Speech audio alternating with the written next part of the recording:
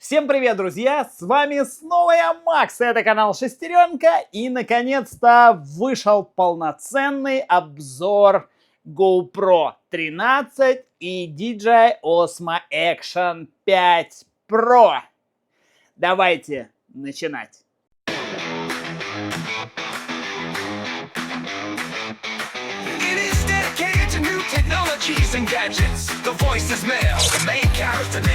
Итак, друзья, сейчас вы видите изображение с Sony FX3. А сейчас вы видите изображение с GoPro 13. То есть это обычное домашнее освещение. Естественно, с двумя прожекторами, направленными на меня, скажем так, с хорошим светом. А сейчас вы видите изображение с Action 5 Pro. Вот таким вот образом, просто хотел сразу вам показать, каким будет изображение, скажем так, в студийном свете, потому что многие люди задавали вопрос: Макс, а как вот если я буду снимать дома, я не знаю, там стримить или еще что-то, вот скорее всего вот таким вот образом вас будет видеть человек, но стримить все равно, если вы будете ее подключать как веб-камеру, все равно будет похуже, чуть подальше мы с этим разберемся. Итак, что я могу сказать? Наверное, наливайте чайку, кофейку, и мы с вами будем потихоньку начинать. Я надеюсь, что это будет самый полноценный обзор, который есть в интернете, потому что я провел кучу времени с этими камерами, плюс я сравнил еще, естественно, с Pocket 3, многие тоже спрашивали, естественно, с GoPro 12, с Insta360 я, честно говоря, не стал сравнивать. Может быть, я впихну какой-нибудь один ролик, но на самом деле оно того реально не стоит, потому что абсолютно разные камеры. Естественно, будут тайм-коды. Тайм-коды будут полноценные. Внизу смотрите под видео, так как видео будет здоровое. Естественно, все постарался вам расписать. Кому-то интересно меню, кому-то звук, кому-то стабилизация, в общем, мерцание. Я все практически проверил, все, что мог. Заряд батареи, насколько хватает. В общем, друзья, давайте, как всегда, начнем с технических характеристик данных двух камер. Что у нас по техническим характеристикам? Как вы понимаете, естественно, это увеличение автономной времени работы. Так ли это или нет? Естественно, мы это проверим с вами. Честно вам скажу, что действительно тот же Action 5 Pro заметнее дольше работает. То есть вот когда я снимал сравнение, ходил там пару дней, ковырялся, если я беру одну батарейку и в 13, и в 5 Pro, то где-то, заметненько быстрее садится 13, хотя я снимал, в принципе, абсолютно одинаково, то есть либо 4К 30 кадров, либо 4К 60, и на ту камеру, в общем, одинаково снимал, и, соответственно, можно тут уже думать, реально это так или нет, и это действительно заметно. 12 садится прям заметно быстрее даже той же 13. Так, вот весь день я снимал 55 на экшене и 34 на GoPro, видите? Батарейку, естественно, заменили, ее увеличили, сделали водонепроницаемость у Action 5 до 20 метров, хотя, честно говоря, это странная вещь, потому что, возможно, для фридайвинга какого-то это и нормально, потому что если вы идете на дайвинг, если на дипдайвинг вам нужно все равно больше, по-любому вам придется покупать бокс, а ныряет обычный человек, я не думаю, что глубже, чем на 10 метров, на что рассчитана GoPro, поэтому, классно, наверное, для кого-то это будет плюс, лично для меня абсолютно по барабану. Давайте перейдем, наверное, к комплектации, будем, как всегда, по накатанному, скажем так. В 13, к сожалению, комплектация никакая, давайте посмотрим. Начнем по-быстрому с комплектации GoPro 13, это стандартная. Внутри у нас сама камера GoPro 13. Вот таким вот образом выглядят крепления, сюда приворачивается штатив обычный. Можно использовать стандартные крепления GoPro и новые крепления типа DJI-евского вот такого вот, только DJI-евский, естественно, не подходит, а то, что подходит, надо покупать отдельно, либо в каких-то других комплектациях, и очень жалко, что в простой комплектации не положили хоть один для теста вообще, хорошо это или плохо, поэтому ничего сказать не могу, но думаю, что это удобно и хорошо. Судя по другим камерам, молодцы, что додумались. Дальше у нас идут инструкции, разные наклейки, черные, белые, синие, розовые какие-то. Стандартный кабель USB-C в USB-C. И вот такое вот стандартное крепление на 3M скотч с болтом. Все, больше ничего GoPro мне не дала. И вот за это вы платите деньги, даже чехольчика нет. Как я уже сказал, да, очень обидно, что не сделали вот это крепление хотя бы в базовой комплектации, просто чисто попробовать, да. Они бы, мне кажется, ну, порадовали бы фанатов GoPro. Давайте перейдем к Osmo Action 5 Pro. Здесь гораздо приятнее. Это Adventure Combo. Давайте посмотрим, что находится внутри этой коробки. По комплектации от компании DJI. Это у меня не самая простая комплектация. Это Adventure Combo. То есть здесь идут дополнительные примочки. Внутри у нас две коробки. Коробка с аксессуарами и с самой камерой. Естественно, у нас идет сама камера. Снизу у нас идет стандартное крепление. То есть ни к чему вы ее не можете прикрепить с самого начала. Ну, в общем, выглядит она практически как предыдущая, только изменились экраны, мы чуть попозже это рассмотрим. Идет пакет с наклейкой и с инструкциями. Как и в обычной комплектации идет вот такой вот защитный кейс, он пластмассовый, то есть вставляете GoPro, и вы ее можете ставить вот таким вот образом, то есть здесь стандартное крепление, здесь вот идет дополнительное, чтобы прилепить вот такое вот магнитное крепление, которое идет, естественно, в комплекте. Оно идет, кстати, и в стандартной, в самой дешевой комплектации в комплекте, то есть вы это все получаете. В моем случае идет два вот таких вот магнитных крепления. К сожалению, сами ножки не опускаются, то есть к обычному штативу прикрутить их нельзя, только через переходник, который придется вам покупать.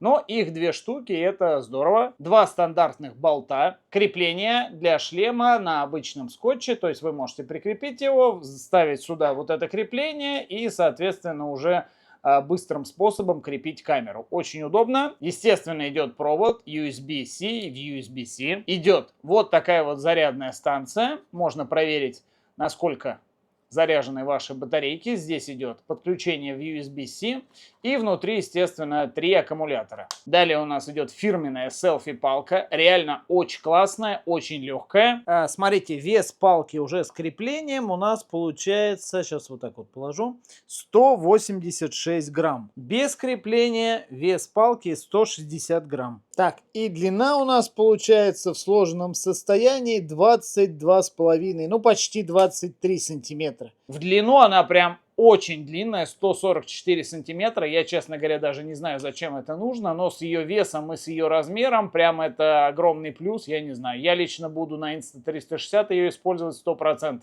Мне она прям очень понравилась. Внизу идет стандартно, можно прикрутить треногу и ставить ее на пол. И вот такой вот набор прокладок для прикручивания, но он уже стандартный был тоже во всех предыдущих, по-моему, камерах тоже. Давайте по-быстрому пройдемся по весу. Итак, новинка от DJI. Ставим 148 грамм. Двенашка 153 грамма. Естественно, все это с батареями. 13 GoPro 158 грамм. Pocket 3 196 грамм. Ну и давайте Insta360 X4. Это у нас 209 грамм. Обидно, что у меня есть, да, уже комплект от Telesin с батарейками для GoPro 12. То есть я мог бы по большому счету, если бы решил продавать двенашку, я бы оставил бы родную батарейку и оставил бы себе зарядку с двумя батарейками. В принципе, ничего докупать не надо было. Но GoPro решила по-другому и изменила батарею. Естественно, чтобы мы платили лишние деньги, покупали новые зарядки, покупали новые аккумуляторы, ну и так далее. Ну, это маркетинг, поэтому тут, в принципе, наверное, ругаться нет смысла никакого. Все, наверное, задают вопросов, насколько хорош новый экран DJI Action 5 Pro. Он реально классный, причем классный он не по яркости экрана. Это я вам вот точно скажу. У меня вообще возникло очень странное какое-то впечатление, что на 13-й экран заметно желтит. Причем и передний, и задний экран. Он не изменился по размеру. И на улице, наверное, этот работает лучше. Нифига, на самом деле видно и там отлично, даже при солнечных лучах. Ну, то есть, если прям сильные солнечные лучи, то, естественно, не видно ни на одном экране. Если как бы нормальное освещение, то отлично видно и там, поэтому проблем у вас не будет. Вот посмотрите, как это выглядит на улице. Я сейчас возьму немножко вот так вот покручу. Сейчас прям солнечный день. Оба экрана на 100% яркости. Здесь типа OLED со всеми делами, наворотами. В общем, по большому счету, ну, если посмотреть, они не особо отличаются вот по яркости. То есть оба экрана, вот давайте я сейчас повернусь к солнцу. Не, ну так вам, конечно, видно не будет. Вот если смотреть прям на солнце, да, Ну, если вот так вот сделать, то, конечно, не видно будет. А так, по большому счету, вполне реально все это дело снимать. Вот, смотрите, прям к солнцу стоит экран. Ну, может быть, чуть-чуть поярче, даже скорее не поярче, а из-за того, что у экшена экран чуть-чуть побольше. Теперь передние экраны, ну, понятное дело, что они сейчас бликуют, я там отражаюсь. Ну, более-менее, вот я сейчас стою там в полуметре от камеры, я себя нормально вижу. По крайней мере, заснять вполне реально. Что бросается в глаза в плане экранов, это то, что GoPro, к сожалению, как и раньше, она тупит. То есть иногда ты делаешь вот так вот 3 раза, чтобы прокрутить там меню или еще что-то. Это, естественно, обидно, что они, в принципе, ничего и не меняют, да, вот помимо внешнего вида, они нифига, по сути, и не изменили. Еще хотел сказать по поводу тренажки. Смотрите, у меня есть старый силиконовый чехол от 12 GoPro, отлично подходит, никаких проблем нету. То есть, причем самое, что интересное, да, у новых здесь вырез, но дырка для микрофона все равно есть. Так что, если у вас есть какие-то силиконовые чехлы, без проблем, они хотя бы они одеваются. Плюс у меня есть еще вот такой вот старый аквабокс, это, по-моему, то ли от 10, то ли от 11. У меня, ну, отлично, естественно, влазит туда 12, почему я его и оставил. Плюс теперь у меня еще отлично влазит сюда 13 GoPro. Все подходит. Я думал, что будет мешать каким-то образом вот этот радиатор, но сделали так, что... Ну, хотя бы этим можно пользоваться, так что имейте в виду. Что касается вот этих вот навороченных новых линз. Тут у нас, получается, ни черта нету, а тут у нас идет... Она, во-первых, снимает, сволочь, жестче. Вот как раз вот эта синенькая штучка и определяет, какая линза сейчас находится на камере. Сразу скажу, что старую вы можете абсолютно так же, как и раньше, нацепить и на новую камеру. Вот она абсолютно спокойно защелкивается. И новая линза, естественно, одевается на старую камеру. Только здесь, видите, у нас идет серебряная такая штука. Вот новая линза. Вот, чтобы вы обратили внимание, вот здесь идет такая синенькая штучка. Теперь вы никогда не перепутаете. То есть синей штучкой нужно вот так вправо делать.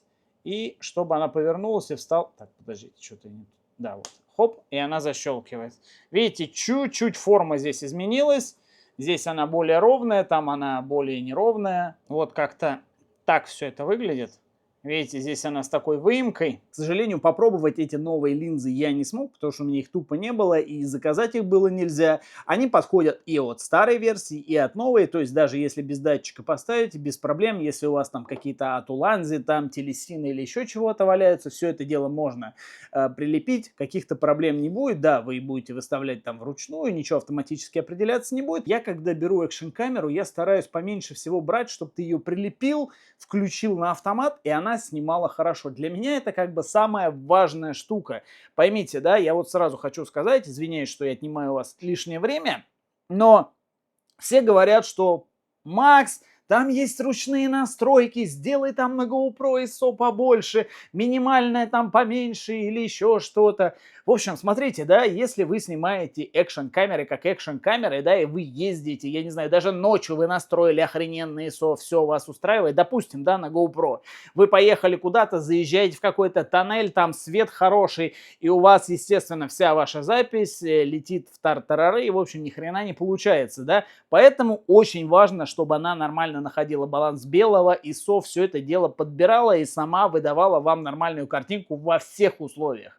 Для меня это лично очень важно, да, если вы снимаете в студии, то, наверное, экшен вы не будете использовать, скорее возьмете там, ну, если из бюджетного варианта, тот же Pocket 3, там те же ручные настройки, вы все настроили, поставили, вы никуда не уходите, вот как сейчас, да, и, естественно, свет у меня меняться не будет, все будет нормально, да, поэтому, не знаю, я тоже попробовал, обязательно сейчас это все проверим. Это у нас 4К, 30 кадров в секунду. На Pocket 3 у нас включен Low Light.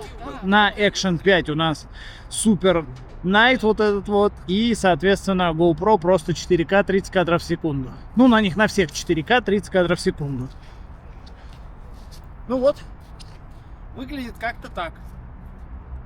Сейчас попробую немножко повысить ISO и сравнить именно ISO на Action 5 и на GoPro 13. Смотрите, теперь решил сделать тест. Здесь у нас получается максимум и минимум ISO 6400, выдержка 1,50. И тут у нас то же самое стоит, ISO 6400 и выдержка 1,50. Давайте сделаем тест. Сейчас абсолютно одинаковые параметры, что на GoPro, что на Action 5. То есть выдержка у нас идет 1,50, 4К 30 кадров в секунду, и ISO стоит на 6400.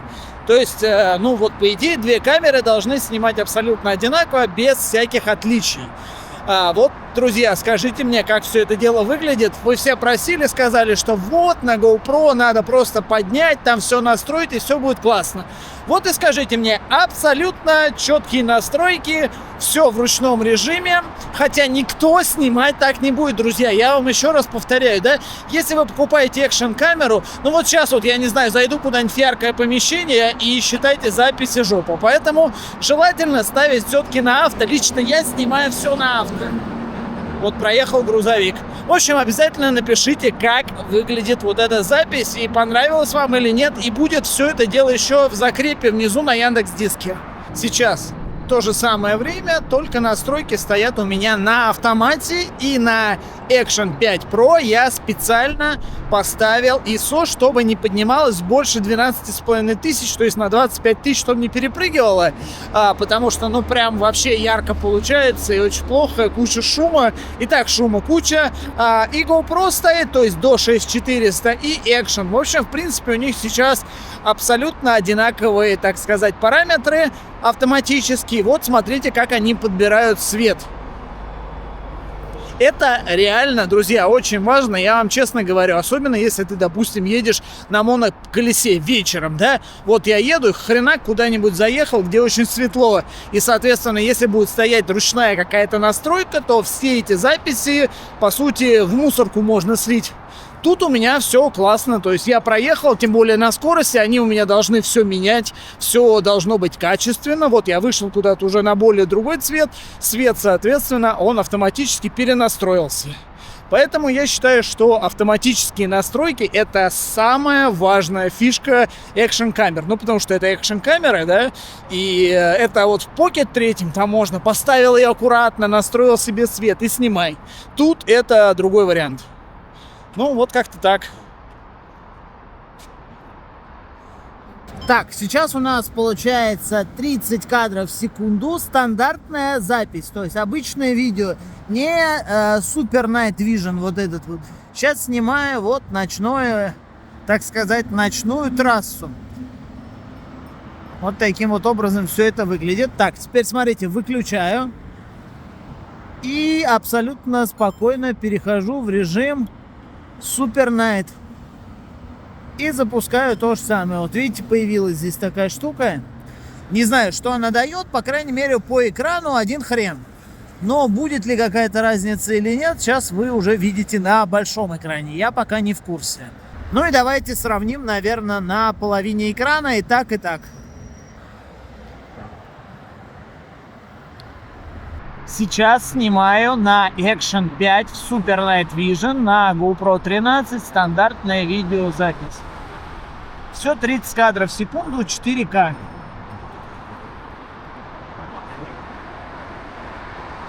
Поехали далее. Сразу я проверил мерцание картинки, да, 50-60 Гц. Очень странно, что на DJI вообще не влияет. Снимаешь ты в 50 Гц, на авто, на 60, в настройках сейчас этого нет. Она справляется офигенно. GoPro 13 справляется лучше, чем 12. Давайте покажу вам видос. Я уже снимал видео на 12-ю GoPro. 12 вообще не прекращает мерцать. Сейчас обе камеры, видите, 30 кадров. И здесь 30 кадров стоит. И извиняюсь, что я в туалете, потому что, ну, мерцает только здесь. Здесь такой свет. Смотрите, если я резко поднимаю на свет, эта камера начинает мерцать, видите, GoPro. Но она прекращает. Это вообще не начинает. Так что в этом, видите, опускаю, опять начинает померцало, хоп, прекратила, хоп, прекратила. Смотрите, 12 вообще не прекращает, 13 прекращает, а это и вообще пофигу. Офигенно. Причем здесь самый ужасный свет в этом плане. Видите? Стробит, та не стробит. Так что огромный плюс в этом плане Action 5. То же самое на 60 еще сильнее. Видите, здесь на 60 проблем нет никаких, здесь все равно начинает мерцать. Так что еще раз прошу прощения, что я в туалете снимаю, но просто здесь такой свет. У меня нигде не получилось. У меня в лифте получилось найти и вот здесь. Ну, в лифте прям совсем неудобно снимать, а тут прям, видите. Вот чуть-чуть ее буквально подвигаешь, и все, она начинает, видите, стробить. На 12 вообще была очень странная штука, да, ты направляешь, очень многие видели, да, когда заходишь в какое-то помещение, прям начинает менять, там надо было перейти в PAL, снимать на 25 кадров, 50 герцах. Этой вообще камере по барабану, снимает все отлично. Ну да, бывают какие-то там мерцания, но по сравнению с GoPro-хами их просто, ну, нету. Это прям огромное спасибо и огромный плюс, потому что, да, часто видел у особенно travel-блогеров, да, которые часто используют экшн-камеры, они куда-то заходят там на выставку, в помещение или еще куда-то, освещение начинает все мерцать и, в принципе, портится видео. Пятерка и, да, 5 Pro это будет, конечно, гораздо лучше и геморроиться с этим вообще не стоит, даже если вы снимаете в 60 кадров в секунду. Давайте перейдем к батарее и посмотрим поближе на сами батареи. Это новая на 1900 мА и это старая на 1720 мАч. Естественно, они поменяли контакты, то есть новый аккумулятор вы вставить в старый не сможете, хотя по размерам они, честно вам скажу, один в один. Вот прям вообще один в один, поэтому если бы они не занимались вот этой херней, чтобы вы покупали лишние аккумуляторы, то есть у меня есть 3 аккумулятора от 12 версии, я думал их оставить, но, к сожалению, ничего не получится, придется покупать новые. Но аккумулятор действительно работает лучше, то есть ничего сказать не могу. Либо из-за аккумулятора, либо из-за камеры. Сейчас перед вами новый аккумулятор от Action 5 на 1950 мАч. Он еще помощнее, чем GoPro-шный. По размеру хочу сказать, что они тоже практически одинаковые. Только здесь вот выпирает вот эта вот штука сверху. Так они абсолютно идентичные. И, ну, видите, контакты только с разных сторон. То есть, получается, GoPro-шный на 1900, это на 1950. Очень много народу мне написало, что вот я люблю рыбалку, мне нужна предварительная запись. И был такой вопрос, он очень часто встречался, я решил сделать этот тест. То есть сколько, вот допустим, да, вы включили предварительную запись в 4К, 30 кадров в секунду или 60 кадров в секунду, да, 30 секунд предварительной записи. То есть у вас, по сути, вот экранчики выключены, идет предварительная запись, да, у вас камера стоит там на голове, на груди, еще где-то, вы сидите в лодке, ловите рыбу, у вас случается поклевка, соответственно, вы нажимаете на запись, она отбрасывает вас на 30 секунд назад, вы, ну, получается так, что записалась поклевка, вы вытаскиваете, соответственно, все это дело снимается, и вопрос был в том, сколько они продержатся. И я решил сделать этот тест первый раз, так что не ругайте, давайте смотрим главный тест. Сейчас включаю все 3 камеры полностью заряжены на 100%. Экраны у них не отключаются, то есть не экраны, а камеры не отключаются. Экраны отключаются через 1 минуту. Все 3 камеры в 30 кадров в секунду, 4К. Смотрите, что я хочу сделать. Я хочу в GoPro-хах и в экшене, естественно, поставить такую штуку, да, предварительная запись. Так как в GoPro по 30 секунд, я в экшене ставлю тоже на 30 секунд записи. Так, ставим на 30 секунд. Все, здесь пошла запись. Теперь в 12 справа у нас 12, вот она здесь наживается. Так, 15, 30 секунд. Выходим. Здесь она тоже пошла. И здесь то же самое выставляем на 30 секунд. И запускаем наш счетчик. Давайте посмотрим, что из этого получится. Так, прошла минута. У нас на DJI загорелась вот такая вот штука. Давайте я вам сейчас покажу. Она идет. Здесь запись идет. И на 3 идет. В общем, будем ждать. Посмотрим, как что. Так, спустя 30 минут, 30 с копейками. Здесь у нас 87% на 12 GoPro. На экшене 79% и на 13 72%. Вообще очень странно, да? 12 GoPro всех почему-то делает. Странно, почему здесь процент, вот 79. Сейчас вам покажу. Вот, видите? 79 получается. Очень странно. Так, друзья, прошел час. Давайте посмотрим, сколько у нас на экшене. 62%, на двенашке 59 почему-то стало, и на тринашке 45%. Ну вот, пока, вернее не пока, а уже лидирует GoPro, ой, господи, DJI 62, 58 и 45. Странно, тринашка проигрывает пока всем. Очень странно. Ну ладно, продолжим. Так, у нас час 40. Двенашка у нас 35%. Экшен у нас 36%. Вот видите, да? Показываю. 12. Очень вообще странно. Тринашка вообще вырубилась практически очень быстро. Ну вот, ждем.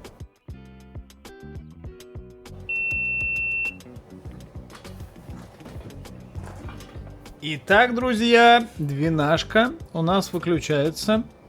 Она теплая, но не горячая. То есть такое впечатление, что она как-то в полсилы писала. Итак, сколько у нас на DJI? А на DJI у нас еще, давайте я вам покажу, 19%, если вам видно. 19% это нехило, уже 2.08 идет. Странно, что тринашка вырубилась самый первый. Ну ладно, давайте посмотрим, сколько она проживет дальше.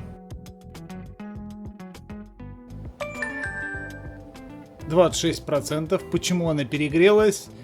Просто непонятно. То есть тупо перегрев.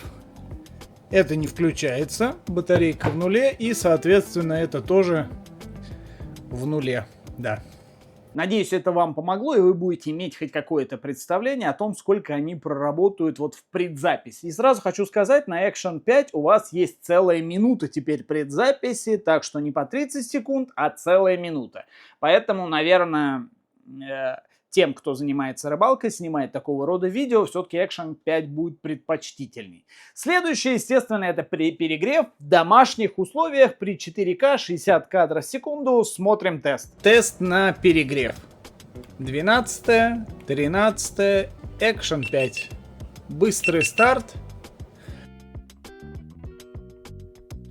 Итак, 30 минут. 46 градусов. Двенашка. 47, 45 градусов тринашка и 36, 37 градусов Action 5. Так что пока он лидирует. Так, все камеры. Двенашка 60%, тринашка 64% и Action 5 76%.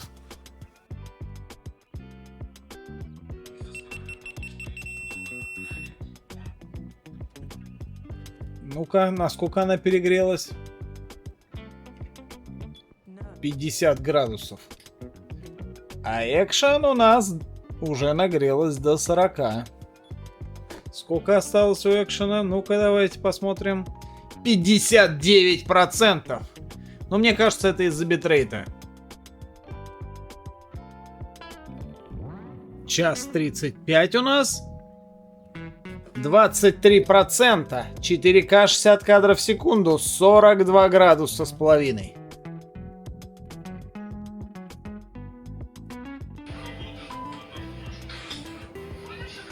Что у нас? 43 градуса. Давайте попробуем включить, посмотрим. Нет, это батарейка, это не перегрев. На 13 и на 12 давайте посмотрим, сколько осталось процентов. Тринашка 38% и двенашка 56%. Вот такая вот ситуация у нас с перегревом при комнатной температуре. Ну и третий тест на батарейку, то есть сколько хватит батарейки при хорошем охлаждении. Я поставил все 3 камеры на бризер, благо сейчас погода прохладная, соответственно, он дует прохладным воздухом, они практически, ну скажем так, не нагревались. Смотрим тест на работоспособность по времени. Так, сейчас у нас идет обдув снизу холодным воздухом. Будем тестировать на полный рабочий цикл, так сказать. Какая из них проработает дольше. Двенашка, вот двенашка, пятерка и тринашка. Так что запускаем. 60 кадров, 4К.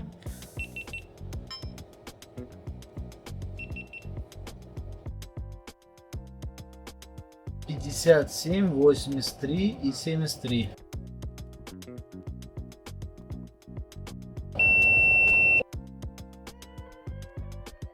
Все, двенашка отключилась, у тринашки 6%, здесь 40%. Но все-таки, видите, здесь вариантов нет.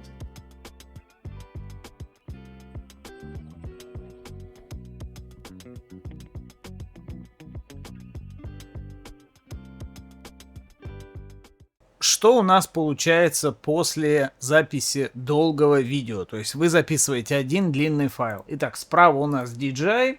Давайте заходим в свойства. У нас получается файл на 73 мегабита, 59 кадров. Так, сколько он идет по времени? По времени 30 минут. То есть у нас получилось 4 файла по 30 минут. И здесь, наверное, то же самое получилось. Давайте посмотрим. Это GoPro 13. Уже 120 мегабит. Тоже 60 кадров в секунду. И, соответственно, 12 минут первый. Так, ну это может быть первый. 12 минут. А, он по 12 минут писал. И здесь 12 минут получается. То есть DJI по 30 пишет, этот пишет по 12 минут. Ну вот так, по крайней мере, получилось в 4К 60 кадров в секунду. Давайте посмотрим, может здесь мегабит побольше будет. Нет, везде 72, видимо, при таком свете он ставит свое. Тут у нас тоже 72, и тут, я думаю, тоже больше не будет, везде будет 120, ну, 119. Ну, вот такие вот файлы у нас получаются. По весу, конечно, разница сумасшедшая. 10 гигабайт 12-минутный файл и 16 гигабайт 30-минутный файл. По батарейке, я думаю, что мы уже подходим к концу. Хочу сказать некоторые фишки, да. DJI Action 5 заметно быстрее заряжается, если вы подключаете USB-C кабель, ну то есть без зарядки, которая дается, да, если вы покупаете вот такие комплекты, она заметно быстрее заряжается, чем 13 GoPro. От одного и того же кабеля, я их просто заряжал уже 25 раз, Action 5 заряжается быстрее. И это заметно, и это классно, да, то есть это плюс. Что касается съемки во время зарядки. Да, без проблем вы можете, если у вас хорошая зарядка, вы можете использовать как веб-камеру и ту, вытаскивать батарейки и все это дело снимать. Есть еще некоторые фишки на Action 5, что касаемо батареек, давайте посмотрим. У меня два, получается, немножко подразряжены, третий полностью заряжен. Также можно включить это все кнопкой. Плюс он у вас будет работать как Powerbank. Смотрите, вставляем провод. Папам, начинается заряжаться телефон. То есть он реально заряжает телефон. Если мы подключим этот Powerbank к камере Action 5, то включения вы не дождетесь. То есть, чтобы поставить ее сразу от 3 аккумуляторах, ну, грубо говоря, было бы интересно, да, если вы что-то снимаете долго, можно было подключить вот этот вот типа Powerbank и снимать ее от 3 аккумуляторов. Нифига, видите, не работает. Нажимаю, ничего не загорается. Давайте попробуем вставить одну батарейку. Вот, допустим, полуразряженную батарейку сюда вставляю. Включаю. У меня заряд аккумулятора, видите, 7%. Я сейчас подключил провод к пауэрбанку. У меня здесь заряжен один, второй разряженный. Видите, заряд пошел. То есть, в принципе, при установленном аккумуляторе, который хотя бы более-менее каким-то образом, ну, держит сейчас электричество, даже в 7% можно установить. Вот я так понимаю, что у меня один сейчас Ну, вот здесь вот, по-моему, разряжен, какой-то один полностью заряжен, и он подпитывает камеру. То есть, наверное, чтобы вы не отключали, не меняли батарейку, ну, я так думаю, если она у вас долго снимает, вы можете просто вот эту штуку подключить и продолжить снимать.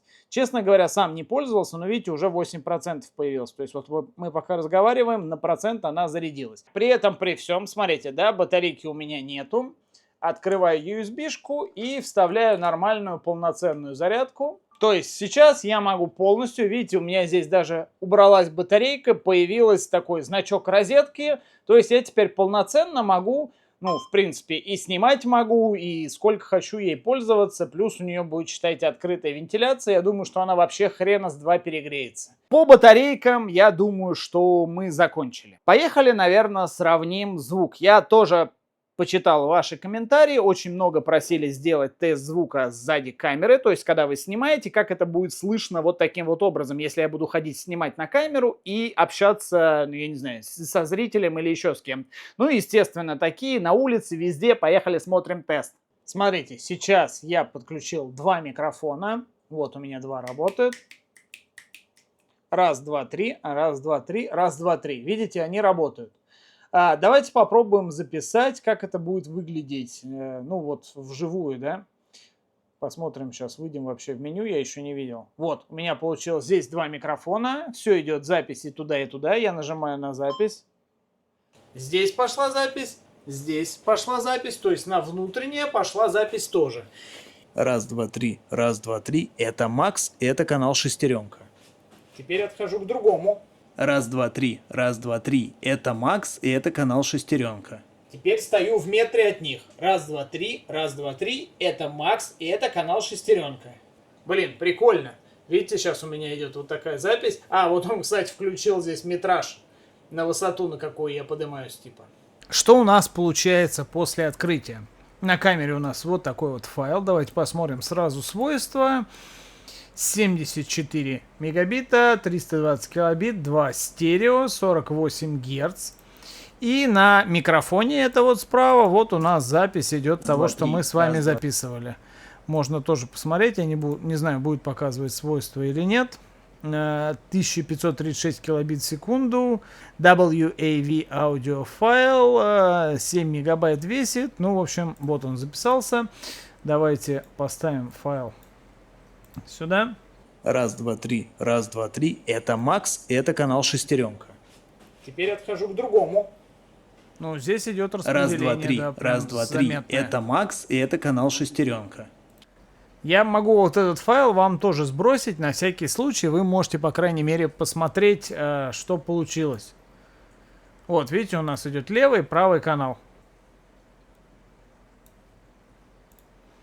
Вообще идеальный вариант, наверное, все, что нужно. Здесь пошла запись, то есть на внутреннее пошла запись тоже.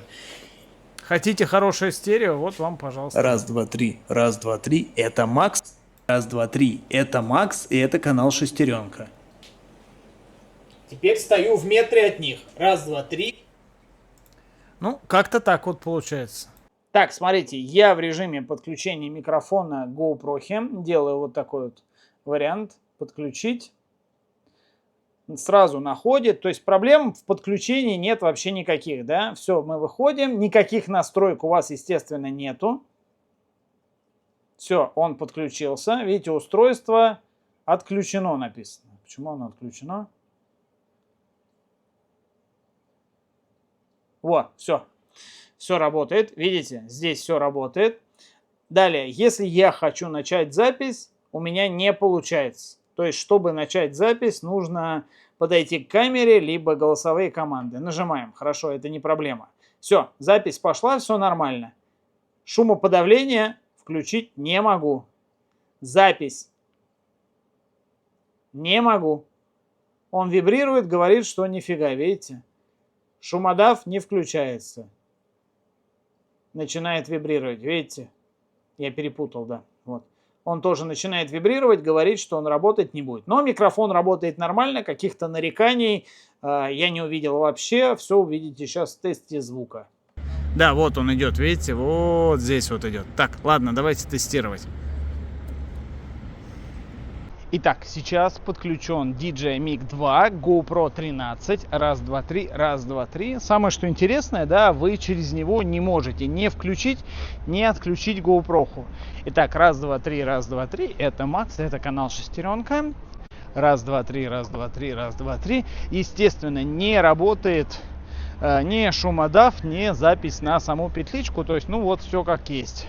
Раз, два, три работает по Bluetooth. Раз, два, три, раз, два, три, раз, два, три, раз, два, три, раз, два, три, раз, два, три. Ну и подключать не так удобно, как к Action 5 Pro, потому что через Action 5 Pro он подключается вообще автоматом, то есть вы его включили, он сразу подключился. Тут, конечно, нужно зайти в меню. Но вот звук как-то так пишется. Давайте попробуем на Action 5 Pro. Вот таким образом у нас выглядит файл, который мы с GoPro получаем. То есть у нас получается отдельно нижняя вот эта часть, вот это вот. Сейчас вам покажу. Вот эта вот часть, она пишется чисто с GoPro. Итак, раз, видите, два, звук плохой, а вот это уже идет параллельно, идет с петлички. Раз, два, три, это Max, это канал. Это прикольно, то есть у вас получается по сути 4 дорожки. Вот если мы сюда посмотрим, да, вот у нас получается левая, правая это с DJI Mic 2 и соответственно левая, правая это у нас идет 2 дорожки с GoPro. То есть она параллельно записывает еще свой звук. Итак, раз, два, три, раз, два, три. Запись идет на петличку DJI Mic 2. Кстати, здесь идет запись. Смотрите, я могу причем выключить запись, включить запись с помощью самой петлички. Я могу записывать на петличку, то есть сейчас запись идет сюда и на камеру. Если вдруг я куда-то далеко отойду, либо у меня что-то не получится, соответственно, на камере и на петличке у меня будет, ну, резервная запись. Если вдруг что, в 32 битах со всеми делами я сделаю какую-то замену и проблем не будет. Раз, два, три, раз, два, три, с вами Макс, это канал Шестеренка. Раз, два, три, с вами Макс, и это канал Шестеренка. Вот таким вот образом пишется звук на DJI Action 5 Pro с помощью петлички DJI Mic 2. Ну, это нормально, причем самое что удобное, да, вы можете подключить еще вторую, это классно. GoPro так не может. Ну, как-то так. Я думаю, что для влогов и остального это будет прям супер удобно. И смотрите, сейчас нажму здесь на кнопочку, и она отключится. Итак, GoPro 13. Стандартный вариант, то есть без усиления голоса, без выделения голоса и тому подобное. Раз, два, три, это Макс, это канал Шестеренка, где-то в метре от меня, ну вот на расстоянии вытянутой руки практически. И теперь Action 5 Pro, раз, два, три, это Макс, и это канал Шестеренка. Давайте сейчас я чуть подальше отойду. Так, сейчас где-то в районе 2 метров до камеры. Итак, GoPro 13, раз, два, три, это Макс, это канал Шестеренка. И Action 5 Pro, раз, два, три, это Макс, и это канал Шестеренка. Давайте сейчас на GoPro включу вот это выделение голоса и сравним с обычной записью Action 5. Итак, то же самое на расстоянии метра, но сейчас вы слышите GoPro уже с выделением голоса. Раз, два, три, это Макс, это канал Шестеренка. И Action 5 Pro, раз, два, три, это Макс, это канал Шестеренка. Сейчас чуть-чуть отойду подальше. Итак, раз, два, три, это Макс, это канал Шестеренка, это GoPro 13. И раз, два, три, это Макс, это канал Шестеренка, это Action 5 Pro. Как вы видите, камеры сейчас стоят ко мне спиной, то есть экраном ко мне. Итак, раз, два, три, это Макс, это канал Шестеренка. Сейчас запись идет на GoPro 13 с выделением голоса.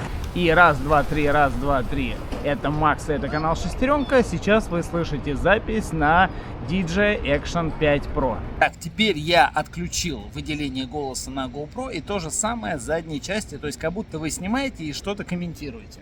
Итак, раз, два, три, это Макс, это канал Шестеренка, это GoPro 13. И раз, два, три, раз, два, три. Это Макс, это канал Шестеренка, это DJI Action 5 Pro GoPro 13 на данный момент без выделения звука, то есть стандартный вариант. И заключительный тест звука напротив оживленной трассы. На расстоянии где-то полуметра, ну вот у меня селфи-палка и вытянутая рука. Итак, раз, два, три, четыре, пять, раз, два, три, четыре, пять. Это DJI Action 5 Pro, у нее единственный вариант записи звука, поэтому тут особой какой-то разницы быть не может. Итак, раз, два, три, четыре, пять, раз, два, три, четыре, пять. Это звук с GoPro 13 с включенным вот этим выделением голоса. Я не знаю, он особо ничего не дает, но вот как есть, так есть. Итак, это GoPro 13. Так, и теперь запись с обратной стороны камер прямо около трассы. Итак, раз, два, три, четыре, пять, раз, два, три, четыре, пять. Это DJI Action 5 Pro. И раз, два, три, четыре, пять, раз, два, три, четыре, пять. Это GoPro 13 с включенным выделением голоса. Вот таким вот образом будет слышать вас человек, если вы будете снимать с задней части камеры. Ну, со стороны экрана, скажем так. Вот, чтобы видели все в реальном времени. Если вы хотите подключить DJI Mic 2, либо любой другой микрофон к той же GoPro 13, чтобы, например, в DJI Mic 2 работала внутренняя запись на петличку, ну, естественно, вы можете сделать так, просто нажать Record, здесь нажать Record, а потом слепить видео и аудио, ну, подогнать все это дело и запустить нормальный звук, то есть вам не нужно ничего докупать. Если вы хотите, чтобы все это работало, либо у вас другой микрофон, соответственно, либо Media Mod, либо вот этот вот старый провод ужасный, вот я не помню, где он валяется, в общем, с этой бандурой, к нему подключаете 3,5 мм, соответственно, приемник, и через приемник того же DJI Mic 2 или любого другого микрофона у вас будет и запись, и шумодав, и, в общем, все это дело работать. Это, к сожалению, они не исправили и все время хотят от нас денег. Что касается Action 5. Вы только не думайте, да, что я там топлю за Action 5. Я был намерен, как бы, да, оставить себе GoPro 13, поэтому я ее, в принципе, рассматриваю как свою будущую камеру, но, в общем, все в конце расскажу. Переходим к Action 5 Pro, да. Если у вас любой другой микрофон, вы абсолютно спокойно можете докупить самый дешевый переходник Type-C в 3,5 мм. Засовываю сюда микрофон, любой микрофон, и он работает. Видите? Зелененькая бегает. Естественно, если я сделаю то же самое с GoPro,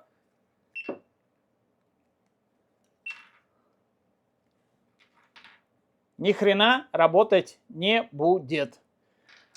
Поэтому GoPro проигрывает здесь на 100%. Если вас не устраивает там запись по Bluetooth, там в Action 5 вы можете прилепить прям приемник через USB Type-C, то есть вот эту крышечку снимаете, вставляете туда приемник, и у вас работает уже со вторым экраном, со всеми настройками. В общем, не знаю, зачем это надо. По большому счету звука, качества звука мне вполне хватило на то, что записывает сама камера. Не знаю, мне очень понравилось. Еще один тест я провел, да, я взял наушники, к сожалению, я не знаю почему, друзья, но наушники, которые у меня подключались, Bluetooth наушники обычные, да, которые подключались к 12-ке, к 13-ке, у меня не подключились. Возможно, все это дело из-за прошивки, поэтому, да, я не стал показывать вам этот тест, но это странно, да, здесь не подключался Mic 2, здесь подключается Mic 2, не подключаются наушники, а здесь подключались наушники. Очень странно, но давайте сделаем еще скидку на то, что все камеры свежие, у GoPro вообще всегда после обновления 2-3 месяца, и тогда она начинает работать по-другому. Например, тот же битрейт в Action должны будут поднять со следующим обновлением. В общем, будем ждать обновления. Пока снимаю как есть. Все камеры обновились один раз. То есть и 13-ка, и 5-ка обновились по одному разу. Ну вот, что они предоставили, то и используем. Давайте, наверное, потихоньку переходим к стабилизациям данных камер. Если сравнивать там с 12-ками, то есть небольшая разница, ну, если взять 13-ю и 12-ю GoPro, вот смотрите сейчас на экране, да, вы видите, я проехался на моноколесе в плохом освещении. В хорошем освещении я даже брать это не буду, потому что, ну, на самом деле это не важно, в хорошем все хорошо, но в ночном Самая лучшая камера, которая у меня была, это Ace Pro. Она стабилизировала, ну, не идеально, но лучше всех, да. 13-ка исправилась, она стала чуть лучше стабилизировать, но, к сожалению, хуже, чем Action 5 Pro. Я не могу сказать, что Action 5 Pro стабилизирует идеально, да. Вы знаете, что в плохом освещении они не могут захватиться за какой-то объект, и начинается вот это вот не мерцание, а вот такая вот какая-то тряска непонятная. Давайте сейчас наглядно посмотрим, в каком освещении, как это работает, и вы сами сделаете вывод. Смотрим видео.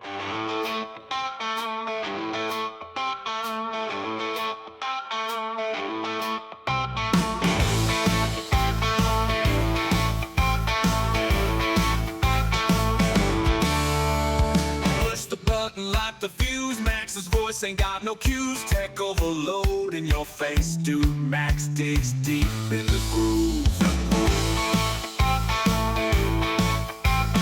Laptops, buzzing phones, beeps. Max, the wizard secrets keep. Virtual realms and dreams unleashed. Fast forward future, just a tease.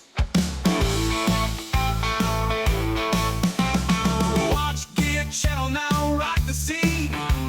Max's tech tales so obscene. Cutting edge, sharp and lean. Revolution born from the screen. Gadgets gleaming, circuits hum. Digital world never dumb. Max on fire, knowledge flame. Tech save your eyes and claim your name. VR goggles, drones that spin. AI whispers next to kin. Lightning fast, the data stream. Fuel for Max's techie dream.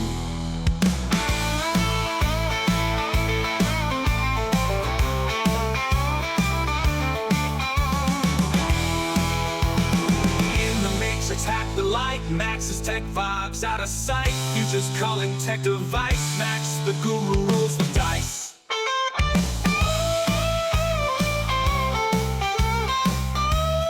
4К 30 кадров в секунду с хайперсмутом и, в общем, Rocksteady. Но я на GoPro поставил минимальный ISO 3200. Пошли.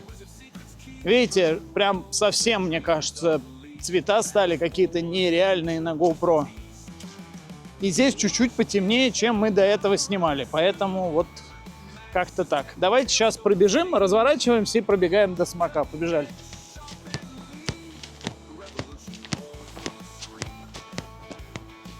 Отлично. 4К 30 кадров в секунду. Ужасное освещение. Так что давайте тестируем.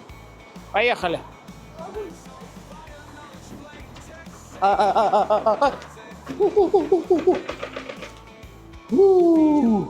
И вот так это выглядит, кстати, где обычно все очень сильно мерцает. Имейте в виду. Вот, видите, были проблескивания.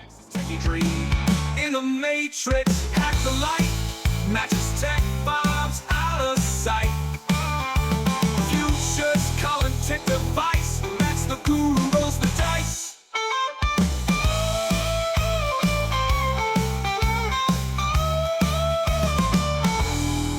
Rolls the dice.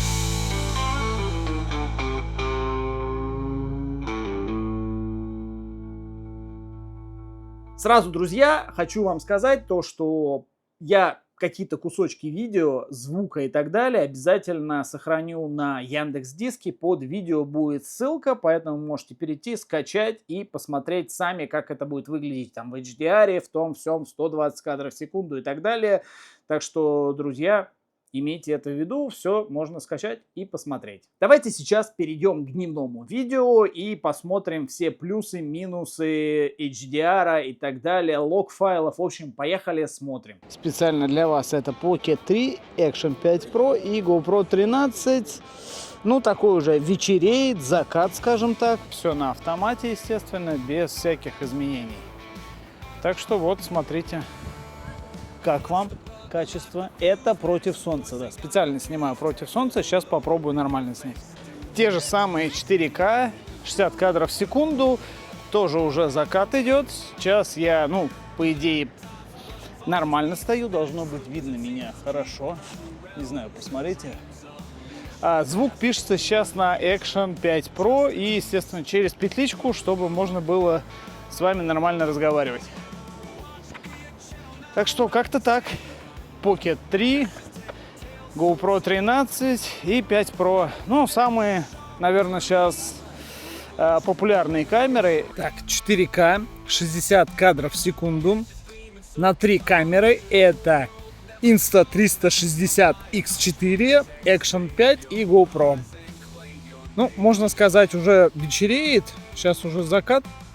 Но достаточно еще ярко, поэтому можно оценить, как они снимают днем. Ночью даже, честно говоря, тестировать не хочу, потому что, ну, все они снимают хреново. И Insta360 сейчас снимает в одну линзу. Ну, то есть вот как блогинг-камера, скажем так, без всех своих супер возможностей. Я думаю, что это по-честному, да? Вот, посмотрите.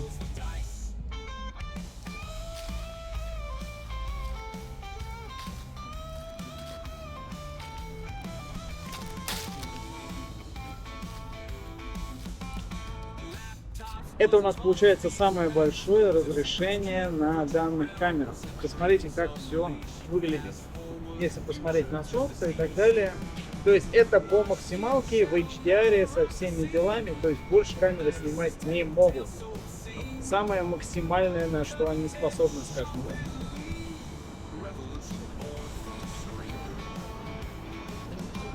Это 4К, 60 кадров в секунду. Ну вот, зацените динамический диапазон и так далее.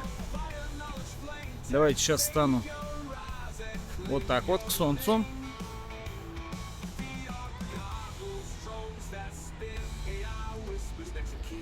И, соответственно, лицом к солнцу.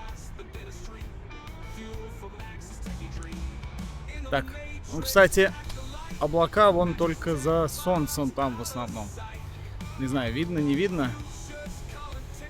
Вот так вот выглядит в 60 кадрах 4К с HDR, 10 бит, в общем, все дела. Солнце сейчас сзади меня, и сейчас запись идет 120 кадров. То есть 4К, 120 кадров. Причем самое, что интересное, GoPro 13 120 кадров в HDR снимать не может. Итак, сейчас лог и на DJI, и на GoPro 13. Эти файлы я тоже обязательно вам выложу. Вот так вот сейчас выглядит картинка и на той камере. В 4К 60 кадров в секунду.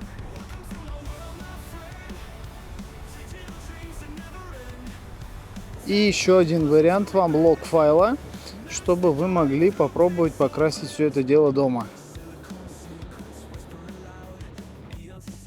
И 4К HDR 30 кадров в секунду. Тоже на всякий случай для тестов.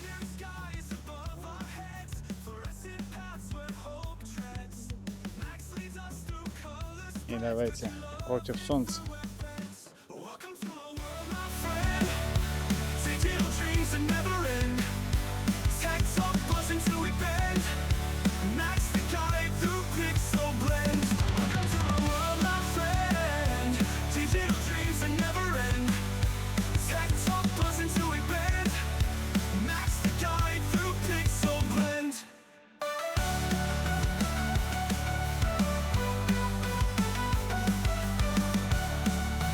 Ну что могу сказать? Вот, наконец-то я добрался до дневного света. В машине будет выглядеть как-то вот так вот. В дневном освещении. Мне кажется, что очень даже неплохо. Причем как GoPro, так и Action 5 Pro все снимают очень неплохо. Да вообще в дневное время они снимают отлично, поэтому мне кажется, что больше нужно наседать на ночной тест, потому что, реально, с этим у них проблемы. С дневным у них проблем нету. И еще вам одно видео. Я держу обе камеры в руке на расстоянии, просто вытянутой руки, 4К 30 кадров в секунду. Как это выглядит вот именно в моей студии. Прям вот хожу вам, рассказываю, показываю. Звук идет с Action 5 на данный момент. Ну вот как есть. Естественно, я мог абсолютно спокойно использовать петличку. Это огромный плюс. Вот посмотрите, вот я похожу близко к свету, сейчас очень ярко. Вот подальше, вот в темноте, вот у меня синий свет. Вот таким вот образом, так не потерять бы его. Вот мои шестеренки. Посмотрите, кому было интересно. Видно их, не видно, не знаю. Вот весь барахло, в общем, не буду вам показывать. Вот так вот выглядит это в студийном, так сказать, освещении. Что я могу сказать по дневному видео? Что мне больше понравилось, да, спросите вы. Вот, например, вот это видео, которое сейчас перед вами, на мой взгляд, DJI снимает как-то блекло, GoPro снимает настолько сочно и настолько неправдоподобно, что обе записи лично мне не нравятся. В каких-то ситуациях DJI снимает лучше, в каких-то GoPro снимает лучше. Мне больше нравится цветовая гамма GoPro. Я старался снимать не на ярком, а на естественном свете, да, как и в начале видео, когда у меня вот здесь вот камеры стояли, и вы видели вот эту вот студию в естественном свете, потому что если вы включите на GoPro яркий, то получаются очень противные цвета. Ну, то есть они в каких-то моментах классно, то есть, ну, в какой-то картинке там на море, под водой, еще что-то смотрится круто. Вот именно в жизненном, вот в таком вот свете почему-то как-то это не очень понятно. В общем, я даже не буду говорить, какая мне понравилась больше. Я считаю, что можно приспособиться и к той камере. Я, наверное, буду придерживаться вот этого варианта. Давайте сейчас посмотрим просто ночную съемку с камер, да, и вы мне тоже скажете ваши впечатления. Смотрим ночную съемку.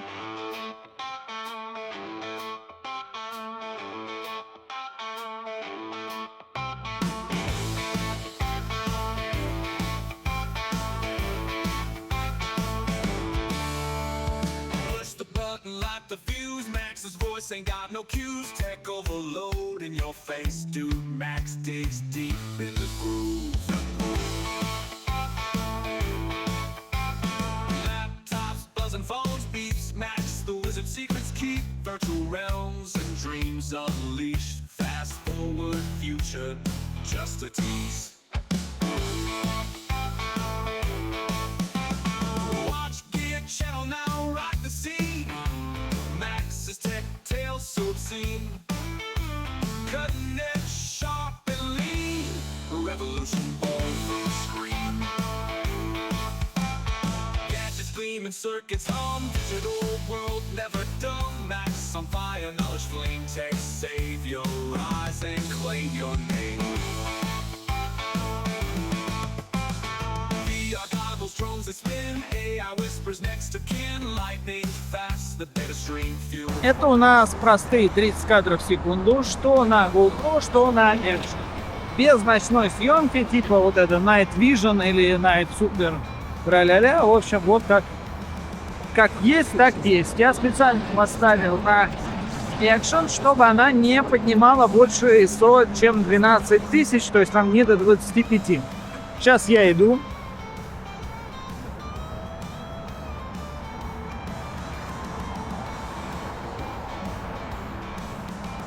Ничего не мерцает, кстати, да, с этим прям очень неплохо, да даже на GoPro не мерцает, хотя обычно, когда я на 12 снимал, вот здесь вот периодически все мерцало, сейчас очень даже неплохо по качеству, поэтому, друзья, вот обратите внимание,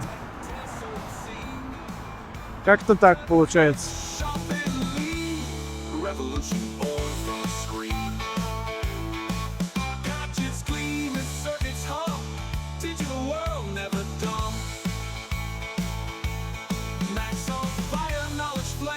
Я сейчас еду на моноколесе в сильный ветер.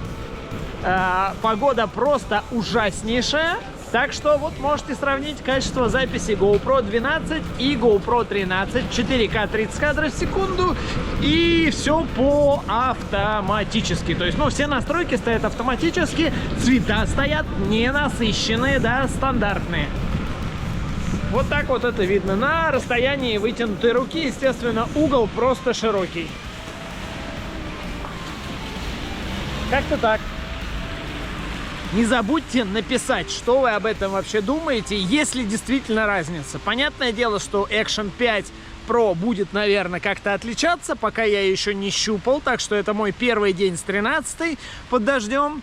Так что жду от вас каких-то комментариев. По ночной съемке, да, если, допустим, брать Pocket 3, да, и у вас, ну, не совсем экшн-сцена, вы ходите, я не знаю, даже можно пробежаться, и стабилизация на Pocket 3 будет прям заметно лучше, да. Вот давайте посмотрим вот эти кадры. Я считаю, что Pocket здесь справилась просто офигительно. То есть, если Action и GoPro пытались как-то за что-то схватиться и сделать нормально, отстабилизировать картинку, то если Pocket держать нормально, да, к нему нужно привыкнуть. Все равно можно снять лучше, чем на этих камерах. Естественно, вы с ним не будете ездить на лбу, на груди, на велосипеде или еще где-то. Это, ну, не очень удобно. В любом случае, если она вылетит, камере хана, либо от тряски у вас испортится стабилизатор, отвалятся линзы на магнитах и, в общем, так далее. Поэтому это все-таки немножко другая камера. С этим вроде разобрались. Давайте перейдем к подводной съемке. К сожалению, на море мне поехать не удалось. Поснимать подводный мир в Египте на Красном море тоже не удалось. Я воспользовался аквариумом. Сейчас вы видите изображение с моего аквариума. Сложно сказать, какая из этих камер будет в реальном освещении работать лучше. Как вы знаете, в DJI добавили интересную фишку. Она будет показывать вам высоту, глубину и так далее. Я не знаю, нахрена это надо, если вот честно вам скажу. Да, если вы дайвер, у вас есть всегда с собой компьютер, и вы всегда знаете глубину. Я не знаю, насколько она будет хорошо показывать, допустим, в боксе. Хрен его знает, да? Да, когда вы, может, там на глубине 25-30 метров что-то снимаете, вы пошли наверх или вниз, вы заметите это на камере скорее, если вы снимаете, чем на компьютере. Возможно, но у вас сигнал... Ну, в общем, не знаю, зачем это надо. Эта функция есть и нормально. В этом плане GoPro мне понравилась больше. Она пару лет назад убрала GPS, а сейчас она его засунула, и просто красота. Это действительно удобно, да, то есть вам не надо, как в инсте, подключать телефон, либо покупать пультик, как в DJI покупать пультик, потому что через телефон GPS он не передает сигнал. Соответственно, сейчас лидер в этом плане только GoPro. Вы можете поставить скорость себе, если вы занимаетесь там велоспортом, мотоспортом и так далее. Поэтому это классно. Вот давайте посмотрим, как это выглядит. Тут у нас, по идее, файлы. Сейчас я подключился к GoPro. А вот нажимаем «Монтаж», «Смотреть в галерее приложения». Уже выгружены. Так, ну давайте посмотрим в галерее. Нажимаем «Монтаж». Где здесь у нас скорость? Скорость это не то, нам нужны метки. Так, метки у меня, вот видите, открылись все. Высота, путь, рельеф. Ну вот нам нужен, допустим, спидометр. Он загружается, видите, он загружается только в одну точку, да, я не могу никак отредактировать. Вот, еще раз нажал, еще раз нажал, еще раз нажал. Ну и, соответственно, путь можно показать, рельеф, логотип GoPro. Ну, давайте сейчас как раз вот наверх вот. Так, путь отключаем. Тут, я думаю, бесспорно, и спасибо за это GoPro, что она вернула. Очень странно, что 5 Pro не засунула туда GPS. На мой взгляд, это было бы более полезно, нежели высота и глубина. Ну, это лично мое мнение, не знаю, вы мне тоже напишите, что вы об этом думаете. Для любителей блогов и влогов, кто себя снимает, то есть насколько вам нужно отодвинуть от лица камеру, чтобы у вас было четкое изображение, либо насколько близко вы можете к какому-то из объектов приближать ее, чтобы она у вас не размазывала. И перейдем сразу к тесту. Итак, друзья, Action 5 заявляет, что вот здесь вот все будет четко. По GoPro я, честно говоря, не нашел информации. Сейчас поставил 4К 60 кадров в секунду. Начнем с 60 сантиметров и будем потихоньку двигаться. И вы будете смотреть. Вот ровно 60 сантиметров до коробок DJI Osmo Action и 13 Black. И плюс я вот чуть-чуть поставил поближе. По сторонам другие коробки. Давайте начнем запись. Вот так вот, наверное, будет самое правильное. Хоть и неровная, но правильная.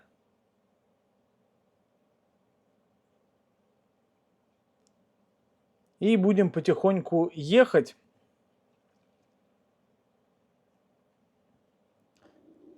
по 10 сантиметров. 50 сантиметров. Здесь широкий угол стоит, что там, что там. Давайте 40 сантиметров. Угол чуть попозже мы с вами сравним. Вот так выглядит 40 сантиметров. Переезжаем на 30. Это у нас 30 сантиметров. По-моему, ну, по идее 35. По идее уже Action должна потихоньку все это дело мазать. 20 сантиметров. Ну, 10 я не знаю. Давайте 15 поставим. Потому что уже нет, наверное, смысла. Здесь по экранчикам я понять, честно говоря, не могу. Вот у нас получается 25 сантиметров. Давайте поставим на 35 подольше. Вот, по идее, вот здесь вот фокус должен быть у Action 4. Ой, у Action 5. Давайте попробую, я еще сделаю зум. Двухкратный. Ну, на самой камере, естественно. Так, а на GoPro я не могу сделать здесь зум сразу. Жалко. Управление экспозиционным доступом в режиме HDR. Так, ну понятно. Ну, это цифровой зум. Ладно, это я, наверное, зря сделал. Давайте посмотрим сейчас, как это выглядит на большом экране. Ну и 30 еще разок. Вот это у нас 30 сантиметров до коробок. С фокусным расстоянием, я думаю, что все понятно. Надо смотреть обязательно на большом экране, чтобы понять. Но по большому счету, ну, как по мне, они плюс-минус одинаковые. Даже, наверное, GoPro немножко больше смазывает. Наверное, нужно подальше. Но на нее выйдет линза, с помощью которой вы можете снимать там чуть ли не в упор. Опять же таки, вот эта вот смена линз и использование экшн-камеры как макросъемку, на мой взгляд, какой-то бред, но это возможно. То же самое макролинза наверняка выйдет от какой-то левой компании, может быть, от не левой компании на Action 5 Pro, поэтому, ну, плюс-минус одинаково. Давайте посмотрим на угол обзора. Я постарался заснять, как они снимают во всех режимах. Поехали. Давайте сейчас посмотрим на угол обзора. Смотрите, на GoPro я выставляю, блин, как же она плохо управляется, линейный 25 на 31. Так, здесь у меня широкий стоит, стандартный. Но я так понимаю, стандартный это как раз и будет линейный. Выставляем стандартный. Вот, можем даже выключить стабилизацию. Но я думаю, что, наверное, смысла нет. Понятное дело, что он будет меньше, ну, в смысле, угол обзора больше. Так. Вот это, по идее, у нас стандартный. Здесь тоже Hyper Smooth включен. То есть он стандартный включен, без всяких извращений, не автоповышения, выкол. Но здесь единственное, что да, если я автоповышение включу, то как бы угол будет побольше. В общем, с автоповышением и с линейным обзором вот так вот это выглядит все. Смотрите. Наверное, надо... Давайте я вот так вот на угол поставлю вот этот пошире, чтобы это было... Вот, давайте вот так поставлю. И вторую поставлю вот сюда. Вот так, наверное, будет лучше видно, да? Это у нас линейный угол обзора. Так, сейчас на GoPro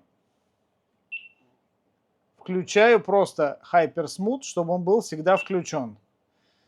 Итак, вот сейчас вы видите на Rocksteady Hyper Smooth 4К 60 кадров в секунду. Вот угол обзора. Вот смотрите.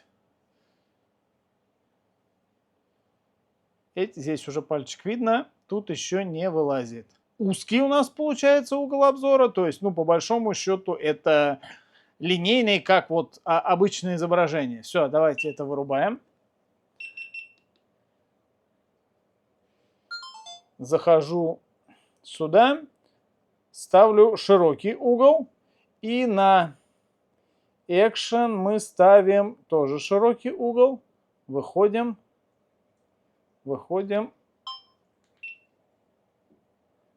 Так, теперь у нас два широких угла, смотрите, попадает уже лампочка, но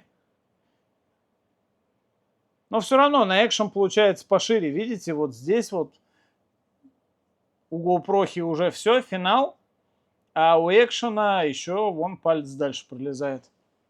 Это широкий угол обзора. Вот вообще, ну, явно заметно, что он шире на экшене. Ну и давайте самый. Так, Super View поставил на GoPro. Ну, здесь, видите, здесь есть только сверхширокий. И все. Так, ладно, мы тогда включаем Action. И включаем GoPro. Так, ну я их вроде ровно ставлю. Поэтому не ругайтесь сильно на меня. Вроде стоят ровно. Видите, на GoPro как искажение пошло. То есть вот это вот уже, хоп, она вообще уже. Но на экшене, кстати, побольше. Но на GoPro это типа супер. Здесь еще есть там Hyper-View какой-то самый крутой. Вот можем посмотреть. Блин, у меня пальцы какие. Ух, как изгибается.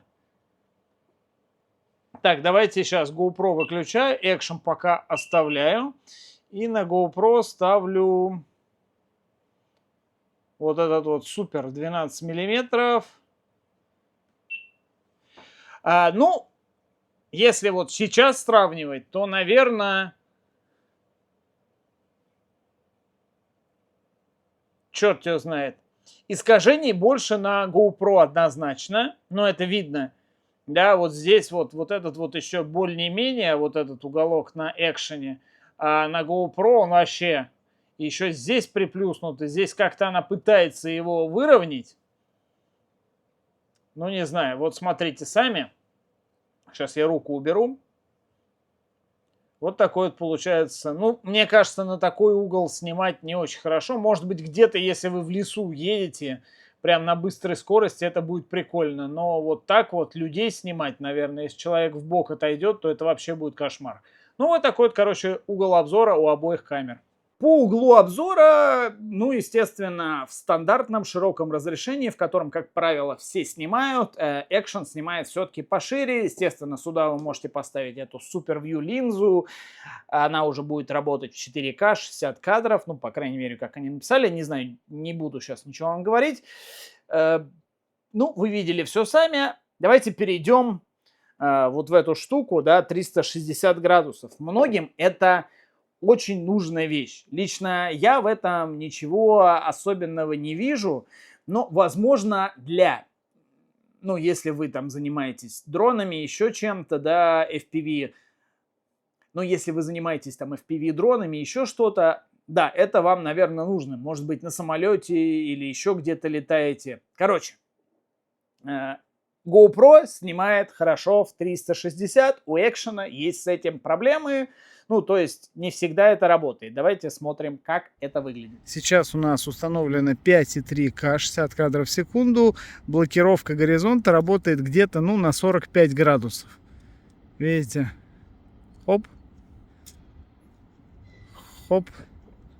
Но зато в 4К 60 кадров в секунду она работает на 360. То есть, как бы я ни крутил, камере абсолютно по барабану. То есть, видите, да, она снимает, все нормально. К сожалению, на DJI такого нету. Вот что она у нас пишет на 4К. То есть, только 45 градусов. И получается вот такая вот фишка. То есть, кручу, хоп, и сбивается. И на 2,7К у нас уже получается не горизонт балансик, а горизонт steady, да? То есть, я сейчас выхожу, закрываю, и все так же, как и на GoPro. Что бы я ни делал, на 2,7К у вас все это дело работает. Так что печально как-то. Но может быть они все это дело профиксят в новой прошивке, хрен его знает.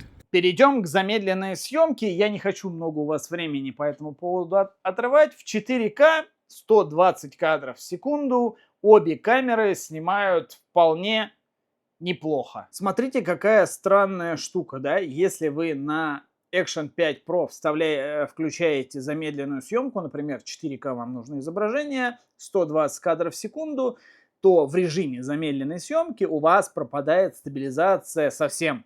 То есть она не работает, но у вас на выходе получается файл уже готовый замедленный. В GoPro, естественно, он получается просто 120 кадров в секунду. И посмотреть в замедленном состоянии вы его можете только на камере, как и было раньше. Но если вы, например, в Action 5 переходите в режим видео, я не понимаю, с чем вообще это связано, да, ставим 120 кадров в секунду, и Rocksteady и Rocksteady Plus у нас работает. То есть получить со стабилизацией картинку в 120 кадров вы можете, и потом замедлить ее в постпродакшене без проблем. Я, честно, не погружался, потому что у меня уже голова болит от этого, времени особо не было. В общем, напишите мне сами по поводу замедленной съемки в камерах, понравилось вам, не понравилось. Лично я бы использовал только 4К, да, можно ее там до 25 кадров замедлить, и будет вполне себе клевая картинка и на той камере, особенно в дневное время, да, в ночное время херня получается по-любому и на той, но здесь просто яркая херня, здесь вообще темная, как-то так. По голосовому управлению в экшене русского языка нет, в GoPro она уже имеется. Я думаю, что в экшене тоже быстро появится с будущими прошивками, потому что, да, как вы знаете, на Pocket вообще русского языка не было, потом он... нет, он был, потом пропал, потом опять появился. В общем, я думаю, здесь тоже с этим проблем не будет. Я не часто этим пользуюсь, но, допустим, если у вас стоит GoPro за стеклом автомобиля, скажем так, снаружи, да, и у вас наушник, подключенный GoPro, либо микрофон, вы можете голосом ее включить, так как петличкой Mic 2 ее включить нельзя. Здесь с этим проще, если вы используете петличку и пишете, например, через окно автомобиля, вы можете нажать, она стала записывать, звук шикарный. В общем, с Action 5, в принципе, голосовое управление, наверное, не особо и нужно, но есть и там, и там. Что у нас по горячему старту? Давайте смотрим видео. Для меня это реально важно, потому что иногда нужно прям быстро записать, и я не очень люблю вот эту предварительную запись. Итак, на счет 3. Раз, два, три. Тринашка, Action 5. Action 5 пишет, 13-я, вот только, вот она начала писать. Но это прям реальный косяк. То есть, насколько быстро включается это и насколько долго это прям, реально заметно, да, вы же видите. Плюс, возможно, вот это из-за того, что битрейт немножко меньше, может быть, из-за этого она работает пошустрее. Хрен его знает. По выключению, да, нажимаю опять сюда. Чтобы выключить эту, мне нужно тыкнуть вот здесь сбоку. Чтобы выключить эту, мне нужно было снизу пройтись пальчиком, да. Могу вам еще раз пока показать. Вот она уже снимает. И вот она уже не снимает. Она уже отключается. Я сделал вот так и продолжил смотреть. На тринашке это реализовано хуже, но на тринашке есть такая функция, что как бы если я ее захочу, например, продолжить писать, я не понимаю, зачем эта функция нужна. Допустим, вы нажали, она стартовала снимать, да, и вы еще раз нажали на нее. Она выключается, я еще раз нажимаю, она опять продолжает снимать, опять нажимаю, она опять типа выключается, опять нажимаю, она продолжает. Но это, видимо, типа разрыва записи делать. Не знаю, зачем это нужно. По мне, так бесполезная штука, но может кому-то это понадобится. В этом плане я считаю, что Action просто красавцы. Горячий старт, реально крут. То есть, вы видели, да, нажал, все, она уже снимает, и я пошел снимать. Это супер круто. Я не знаю, нужно вам это или нет. Я заснял видео меню с Action 5 Pro и меню GoPro 12, GoPro 13. Давайте посмотрим по-быстрому это видео. Если вам не нужно, перематываем дальше и смотрим фоторежим. Поехали. Давайте по-быстрому рассмотрим меню GoPro 12 и GoPro 13. Начнем с быстрого старта.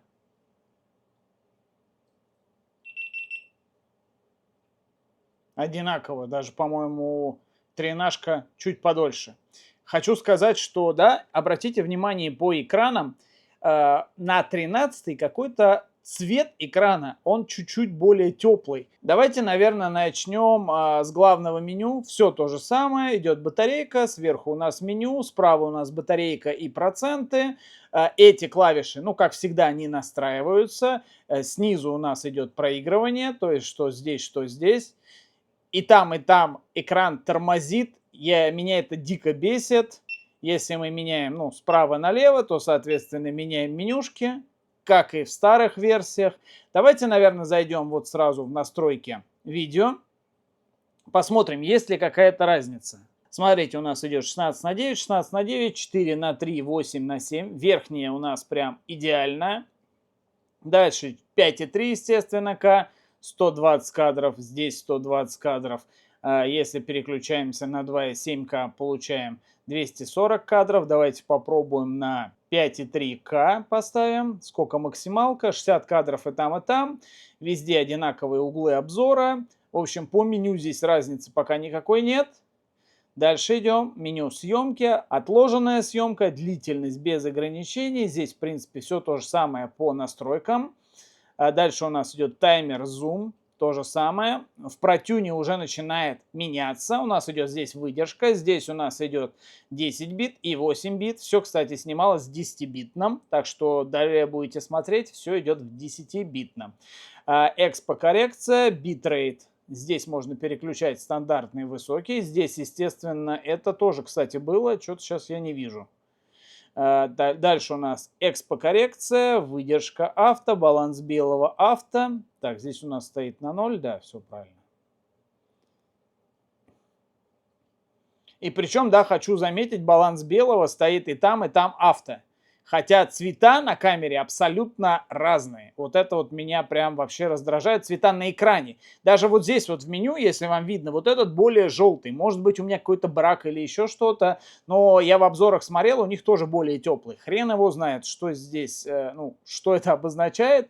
То же самое минимальное, максимальное ISO. Что у нас здесь по максимальному ISO и здесь по максимальному ISO. Везде идет максималка здесь 6400 и здесь, соответственно, 6400. Ничего не поменялось. Дальше у нас идет ветер, авто. Здесь у нас, по-моему, идет... Ветра я вообще не вижу, да? Видите, в протюне ветра я не вижу. Цвет яркий. Здесь то же самое, тоже без изменений. Естественный, да, видите, везде стоит яркий. То есть это не из-за экрана. Плоский, здесь даже плоский какой-то более теплый, что ли, хрен его знает. Ну ладно, пускай у нас стоит везде на ярком, или давайте поставим лучше везде на стандартный. Что я снимал, в принципе, на стандартный. Медиа-модуль, здесь у нас вообще про медиа-модуль нет. Дальше идет звук у нас отдельно, видите, появилось. Идет звук RAW, можно его включить низкий, средний, высокий. Дальше у нас идет настройка голоса. Это вот стандартный голос. Это который выделяет типа голос. Дальше у нас идет подавление ветра. Видите, его сюда перенесли. Вкл, выкл. Ну, все то же самое. Автоматический вариант. Здесь у нас медиа-модуль сюда впендюрили. Тут у нас уже идут ярлыки. У нас ярлыки здесь идут тоже, естественно. Можно все это дело настроить. Индикаторы, вкл, выкл. Фронтальный экран. Видите, настройка, кстати, фронтального экрана почему-то перенеслась вот сюда. Не знаю почему. Там, насколько я помню, у нас здесь настройка фронтального экрана в меню. Сейчас тоже вам покажу. Голосовые команды, звуковые сигналы, выключение экрана, блокировка экрана. Ну, в общем, особой разницы нету. Немножко что-то поменяли. Так, выходим отсюда, заходим в главное меню. Да, видите, есть небольшая разница. У нас, если мы сделаем вот сюда... Здесь все абсолютно одинаково, то есть управление SD-карточками. Здесь немножко поменяли, видите, здесь идет настройка объектива. Max, здесь, естественно, все это идет по умолчанию, то есть она автоматом все находит у вас. То же самое блокировка экрана. В общем, здесь особой разницы у нас никакой нету. Давайте проходим вот сюда. Здесь то же самое у нас идет подключение устройств, то есть вы можете подключить наушники, либо, соответственно, какую-то петличку беспроводную. Настройки, да, сразу вам хочу показать, полное управление стоит, что здесь, что здесь. Настройки здесь более бедные, скажем так. Так, первое у нас идет автовыгрузка в облако, беспроводное подключение, все то же самое. Общие у нас отличаются. Здесь идет громкость звуков, здесь Quick Capture идет, ну, вкл-выкл вот этой кнопкой, ну, то есть, когда вы нажимаете. Здесь у нас Quick Capture идет ниже. Потом у нас предварительно по умолчанию, ну, то, что, грубо говоря, предустановка по умолчанию, что будет включаться. Ну, тоже здесь, вот она. Та же самая менюшка, никакой разницы нету.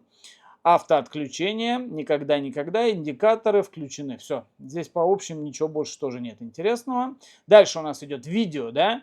Здесь можно настроить битрейт, 10 бит. Там, к сожалению, это уже находится внутри, кстати.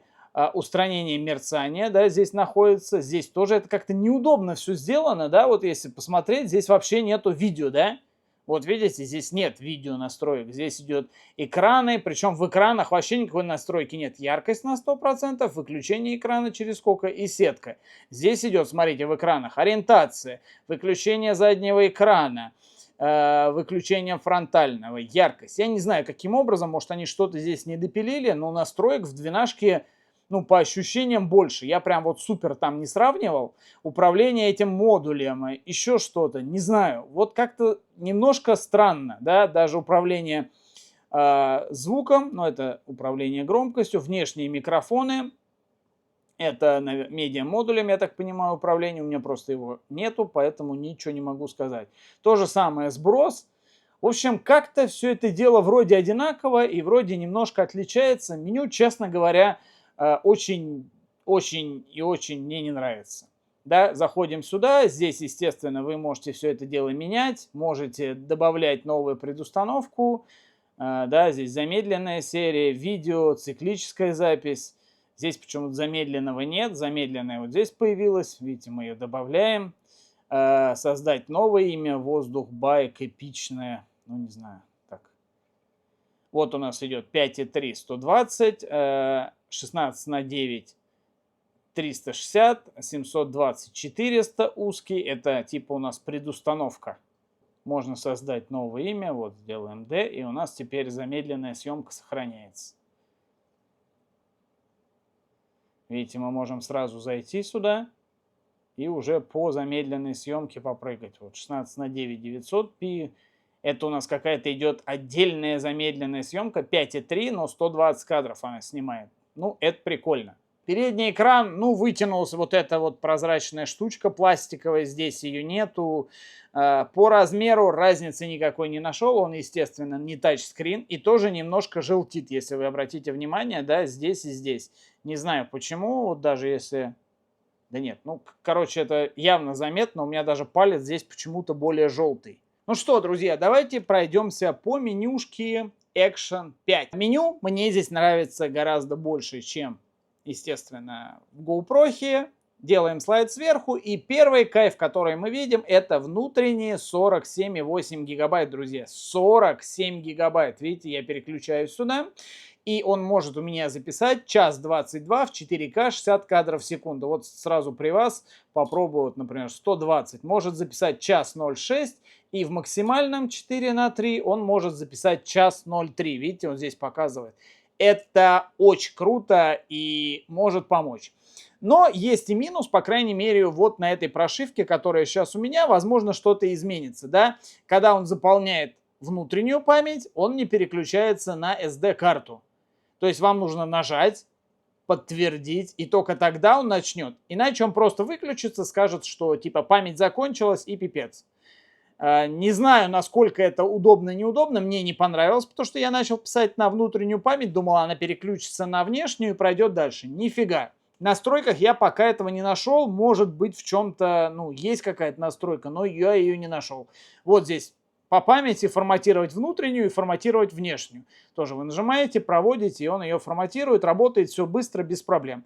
Далее у нас идет первое, это, естественно, у нас, ну, вы можете преднастройки добавить в быструю, так сказать, ну, грубо говоря, вот видите, у нас влог, я сейчас возьму, добавлю еще дайвинг сюда, подтвердить. И теперь вот этой штукой, дайвинг у меня второй, фото, и он мне даже, видите, говорит теперь, что это такое. То есть, ну, типа быстрое меню.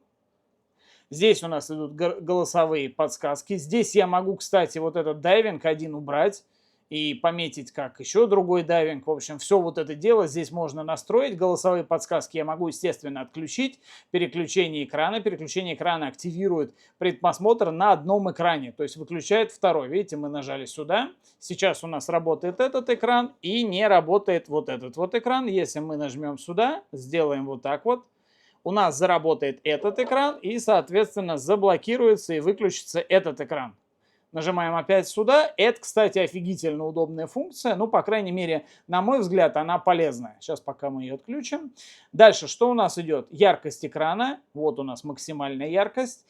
Что по поводу сравнения с GoPro 13? Яркости экрана на самом деле, если говорить честно, хватает и там, и там. Их нормально видно на солнце. Далее у нас идет ориентация экрана, ну, то есть фиксация положения, блокировка экрана.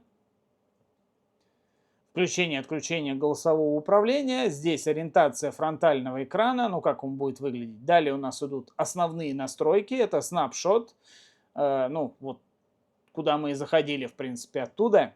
Дальше у нас идет предпросмотр на одном экране, беспроводные микрофоны. Здесь у нас целая гора настроек. То есть, естественно, тут у нас приходит на помощь DJI Mic 2. Мы его включаем, он у меня, кстати, настроен. Вот смотрите. Просто включил его. Бабах! Молниеносное подключение. Давайте посмотрим. Естественно, вы можете подключить два микрофона. Он пишет сразу, сколько процентов у нас и сколько записи хватит на микрофон. Сразу говорю, смотрите. Да, у нас работает шумодав, включение, отключение шумодава. И, естественно, работает запись. Та-дам! Что не работает при использовании на GoPro. Далее, ну, громкость монитора, светодиоды, вибрация, отключение, фильтр высоких частот, запись, автовыключение, форматирование передатчика, версия передатчика. В общем, все настройки, как, ну, грубо говоря, у вас на основном, скажем так, приемнике. Это очень круто. Видите, вот здесь сверху появляется и появляются еще все эти штуки здесь. Вот, смотрите, мы отключаем этот. Видите? Так. И у нас все работает. Это прям очень круто. И прям огромное спасибо DJI за этот щедрый подарок. Они теперь работают прям великолепно. Сразу два. Дальше голосовое управление. Можете настроить. Пока русского нету. Можете проверить голосовые команды. Это Start Recording, Stop Recording. Давайте проверим. Просто ради интереса. Включаю. Start Recording.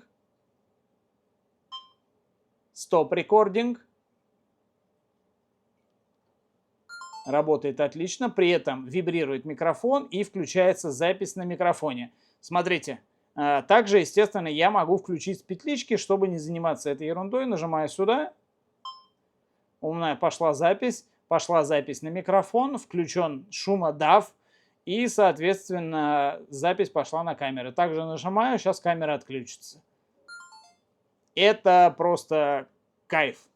Не надо никакого медиа-мода, не надо, в общем, ничего. Ну, вы сами понимаете. Дальше у нас идет глубина и высота.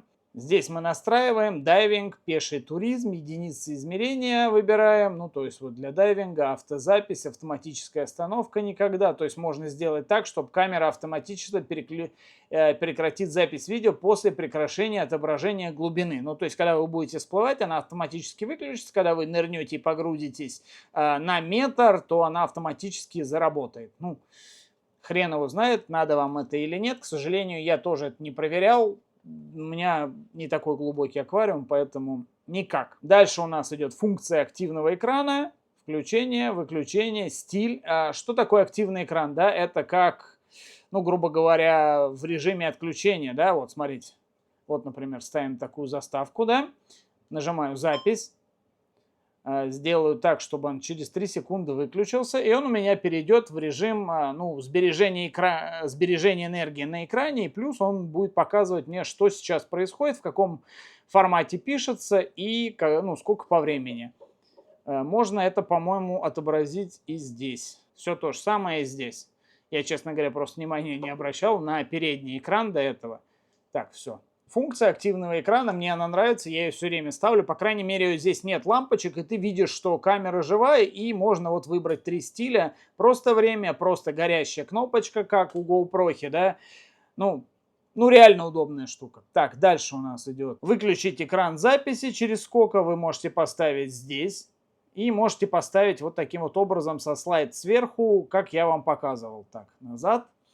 Резервное копирование звука со встроенного микрофона можно только включить, но будет работать, вот видите, здесь написано записываемые в формате 4К 100-120. Невозможно сохранить аудио с видео, записываемые. Ну, короче, при более низком разрешении она будет работать и не будет работать как в режиме веб-камеры. Имейте в виду режим USB. Режим USB это Type-C для подключения камеры к Android. То есть мы можем в этом режиме подключить ее к Android и быстро переписывать.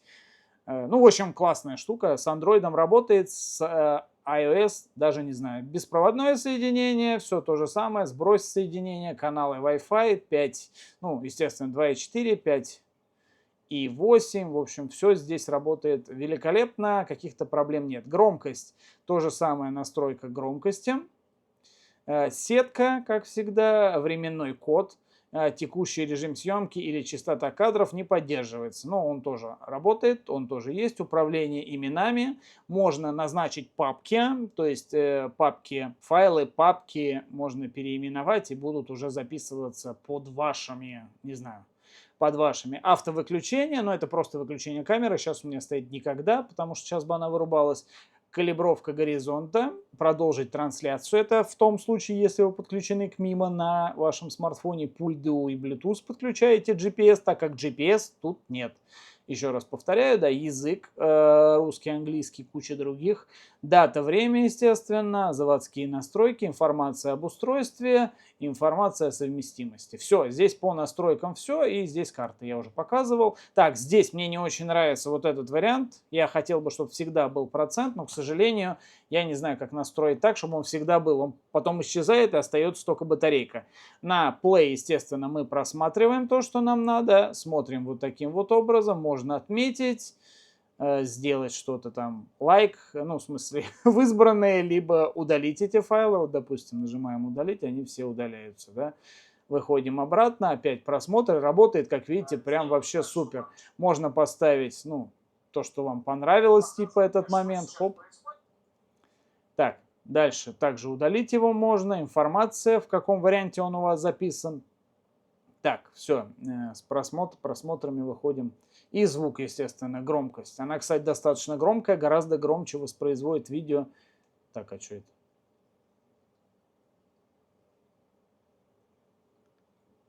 Так, вот, назад. Дальше у нас идет камера, но здесь мы выбираем все режимы. Это дайвинг, влог, видео и так далее. Super Night мода выбирается тоже здесь. К сожалению, настройки только 30 кадров. По стабилизации у нас либо выключить, либо Rocksteady, либо Rocksteady Plus, который, видите, еще обрезает экран. Даже Rocksteady Plus на широком углу, вот так можно. Широкий не получается нормальный, да, на Rocksteady получается вот так и вот так. Ну, кстати, это заметно, да, и нет горизонтали, ну, то есть он ни по горизонтали, ни 360 не работает в ночном режиме от слова совсем. Если вы на камеру найдете, вы можете посмотреть режим предварительной записи, это, кстати, везде, до 1 минуты. Дальше у нас перезапись идет по 5-20 час, максимальный. Далее у нас что идет? Отслеживание объекта. Классная штука, работает во всех режимах. Давайте посмотрим, как это выглядит в реале. Так, сейчас попробую включить режим отслеживания. Делаем вот так вот, ищем вот такую штуку. Отслеживание объекта. Давайте посмотрим, как это работает. О, теперь все работает. Вот так должно все работать. То есть, если я буду стоять на расстоянии, допустим, использовать Миг-2 для разговора, и мне нужно записать какой-то текст для вертикального видео, допустим, там для ТикТока или еще для чего-то, по идее, я могу использовать Action 5. Ну, жалкое подобие, Pocket 3. Pocket за тобой будет следить и поворачивать, а тут, получается, все это дело в цифровом варианте, в 2.7К. Ну, не знаю, кому-то, возможно, это и понадобится, кому-то, возможно, это не понадобится, но выглядит интересно, скажем так. Особенно, если вы любители вот снимать ТикТок или еще что-то, и вам нужно, допустим, едет рядом человек на самокате, очень будет удобно, да, чтобы вы сами не впилились, он будет его сам отслеживать и делать в центре кадра. Ну, мне кажется, что это достаточно удобно должно быть. Дальше у нас идет замедленная съемка, замедленная 4К 120 на широком углу, никакие стабилизации не работают, видите, вообще никак. Дальше на 2,7К у нас идет 120 кадров, 120 кадров и 240 на 1080. Пока вот как бы так. Давайте сейчас попробуем меньше сделаем. Все, то же самое. 4К, вот я ставлю широкий угол, очень классно снимает, мне прям понравилось. Дальше у нас идет таймлапсы, таймварпы, вся вот эта дела, гиперлапс он здесь называется в GoPro. Таймварп называется, автоматический режим, вручную частоту кадров выбираете, угол также и качество изображения больше 4К, 30 кадров нельзя. Ну и то же самое у нас идет в таймлапсе, либо автоматическое. Можно выставить, кстати, прикольно, час пик, облака, закат, персонализация. Это уже вы сами будете выбирать. Всегда обнаруживание. Интервал съемки, это у нас использует широкоугольный объектив. В общем, все вот эти настройки, видите, здесь то же самое меняется. Все, таймлапс, это вот то, что основное идет. И фото, давайте зайдем, естественно, как без фото. Фото у нас идет 4:3, 16:10. Видите, 4:3 у нас идет 40 мегапикселей. Но это сколько фотографий делать? Угол. 16:9 у нас 36 мегапикселей, 4:3 9 и здесь у нас 8. Это вот соотношение сторон. Здесь у нас можно таймер поставить. Кстати, вот, например, 2 штуки делает, да, убираем. Очень классно. И причем очень быстро по сравнению с GoPro, прям реактивно. Просто реактивно она фотографирует. Настройки, то же самое у нас идет экспозиция. Можно все вручную построить. Можно авто, ну, например, до 12 или до 6400, чтобы шум не появлялся. Здесь целых 25600, а в GoPro 6400 ISO идет. Можете выставить автоматом. Вот здесь вот нажимаете, можно AV менять. Ну, если на авто AV меняете, если на мануал, можете менять вот шаттер, то есть 120. Но мне кажется, при 60 кадрах вообще, по идее, вот так надо ставить, чтобы было нормальное качество. Ну, хрен с ним, пускай она автоматически сама выбирает. Так, все подтверждаем. Баланс белого, то же самое, ручной, не ручной. Подтвердить. Видите, меняется JPEG, JPEG плюс RAW. Pro здесь не отключается. Pro тоже отключается, смотрите. Можно его включить, отключить. Так, дальше давайте то же самое покажу. У нас то же самое есть настройка, естественно, видео. То есть, что у нас здесь идет? Каждый день спорт. Это установка стабилизации. Я эту штуку проверил. То есть, на каждый день и на спорт хрен его знает. То есть, здесь она, по идее, на спорт делает более какую-то размазанную картинку. Я не могу понять разницы. Я, честно говоря, не увидел. У меня стояло и на каждый день, и на спорт. Дальше у нас идет индивидуальная, это текстура, сокращение шума. Можно вот это регулировать. Ну, не знаю, мне кажется, что по умолчанию надо ставить. Дальше в Pro заходим. У нас Pro идет настройки звука, здесь быстро идут. И настройки видео. То же самое экспозиция идет, ручное, автоматическое. Баланс белого, цвет. Видите, у нас обычный 10 бит, обычный 8 бит. Все время снимал в обычном 10 бит. Есть еще HLG 10 бит.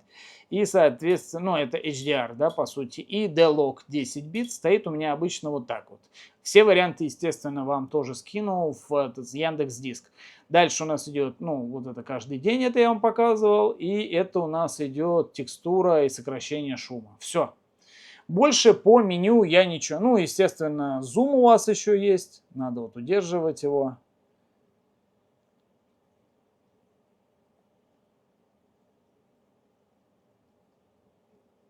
Здесь ничего у нас не нажимается, ничего не меняется. В общем, я тыкал. Очень удобно, что показывает время, как вы видите, да, на 126 гигов при 4К 60 кадров. На 128 она снимает 3 часа 11 минут. И сразу хочу вам показать, да, вот у меня сейчас стоят абсолютно одинаковые карточки. Так, вот у меня видео 4К 60 кадров в секунду. Давайте здесь поставлю 16:9, чтобы было по-честному. Итак, получается две абсолютно одинаковые карточки. Просто хочу, чтобы вы это видели. Здесь у нас получается 3 часа 23 минуты. И на GoPro у нас получается 2 часа 2 минуты. То есть, представляете, какая разница в потоке, в битрейте. То есть...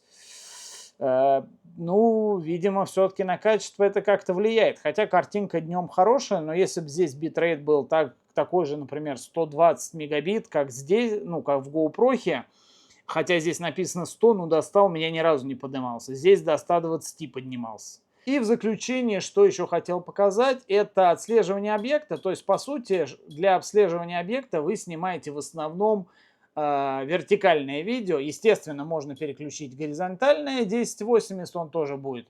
Где у нас? Вот, 2,7К горизонтальное можно поставить, причем при 60 кадрах. Вот, да? Ну, то есть, по сути, вот у меня будет объект отслеживать. Вот в этой рамке. Ну, не знаю, нахрена это надо. Скажем так, да, если вы снимаете вот так вот, да, для, я не знаю, для шортсов или еще для чего-то, вот эта штука полезная, да, вы можете, не следя, ну, грубо говоря, заходить за вот эти рамки. Это очень удобно, и 2,7К вам вполне достаточно. Если вам этого дела недостаточно, то, соответственно, включаете стандартное видео, 4К 60 кадров в секунду и фигачите камеру вот так вот. Все. Это элементарно, у вас дается кейс, к которому, ну, то есть вам нужно просто ее вот так вот отключить, по сути, нажать на кнопочки и прилепить сюда. Все. Больше ничего делать не надо.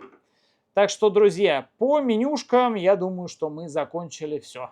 Я не стал заморачиваться прям много с фотографиями, вот вам несколько фотографий, и я их скину, естественно, в Яндекс.Диск, потому что эти камеры использовать как фото я не особо люблю. Что касается с экшеном, что я хочу выделить, да, экшен, к счастью для тех, кто использует экшен, я вот вам просто покажу, да, вот я ставлю фотографию, там 40 мегапикселей пускай, да, я не знаю, самое максимальное разрешение. Я даже не хочу там супер фото и максимальное разрешение. Вот просто послушайте. Вот она, сфотографировала, и здесь 2 кадра, это у меня стоит на 2 кадра, да, прошу прощения. Вот один кадр. И здесь. Вот, только она сфотографировала. То есть, да, понимаете, про что я говорю? Как и горячий старт, она то ли записывает, то ли думает. В общем, если ты сделал так и резко вот так вот как-то камерой, то у меня получается, что изображение немножко нечеткое. Здесь сразу оно более... В общем, короче, как фотографирует Action 5, не по качеству, а вот именно по скорости работы мне понравилось больше. Естественно, на каждой из камер есть таймлапсы, таймварпы, закаты, рассветы, в общем, вся вот эта фишка. В GoPro фары, в общем, на самом деле все настраивается. И там, да, вы видели все это по меню, если посмотрели. Как это выглядит красиво, неважно, ночью, днем вы снимаете, это выглядит классно. Камеры стоят на одном месте, например, вы снимаете трассу, и качество видео с этих камер, и качество таймлапсов с этих камер, ну просто сумасшедшая разница, да, то есть как будто снимают на хорошую камеру. Но это было и в 12, и в 11, в общем, и на покете, в общем, это везде классно смотрится, поэтому... Не знаю, я даже не хочу говорить, что лучше, что хуже, что мне больше понравилось. По управлению у DJI удобнее. Так что вот выглядело это так. Были вопросы по поводу работы веб-камеры. Сразу скажу, это работает как веб-камера, это работает как веб-камера. Обе работают как веб-камеры в 1080p, никаких 4К у вас не будет. Обе делают живую трансляцию через приложение, но... Action чуть-чуть удобнее. Давайте посмотрим видео. Итак, друзья, вот у меня провод, который подключен на данный момент к компьютеру. Две Action камеры. Сначала возьмем GoPro. GoPro будет работать, к сожалению, не так, как... Подключаем GoPro. Все, она у меня подключена по USB. Выбрать ничего нельзя. Как есть, так есть. Открываем приложение камера. Как вы видите, не удается найти камеру. То есть вебка у вас работать не будет, если вы возьмете и просто так вот воткнете GoPro. Устанавливаем скачанное приложение с официального сайта GoPro, называется GoPro Webcam. В общем, вот таким вот образом будет выглядеть ваша камера. После перезагрузки она будет работать в приложении камера, но, к сожалению, ну это геморрой, да? Давайте посмотрим, как выглядит Action 5. Вставляем все это в Action 5. Включаем Action 5. Сейчас вам выйдет меню веб-камера, либо передача файла, подготовка камеры. Все. Видите, здесь загорелась веб-камера, все дела. Ставим камеру вот так. Открываем приложение камера. Вообще простое виндовсовское. Я ничего больше не делал, ничего не ставил. Все, пожалуйста. Вот вам запись. Хочу. Нажимаю еще вот так вот. И пошла запись на саму камеру пошла запись. Я, честно говоря, не знаю, в каком разрешении сейчас это будет писаться. Обе камеры, естественно, работают только 1080, поэтому тут вариантов нет. Вот сейчас вы видите запись. Так, я закрываю камеру. Даже здесь есть, кстати, настройки. Можно установить какие-то параметры. Rocksteady, Horizontal, в общем, все эти дела здесь работают. В веб-камере, ребят, все это дело работает.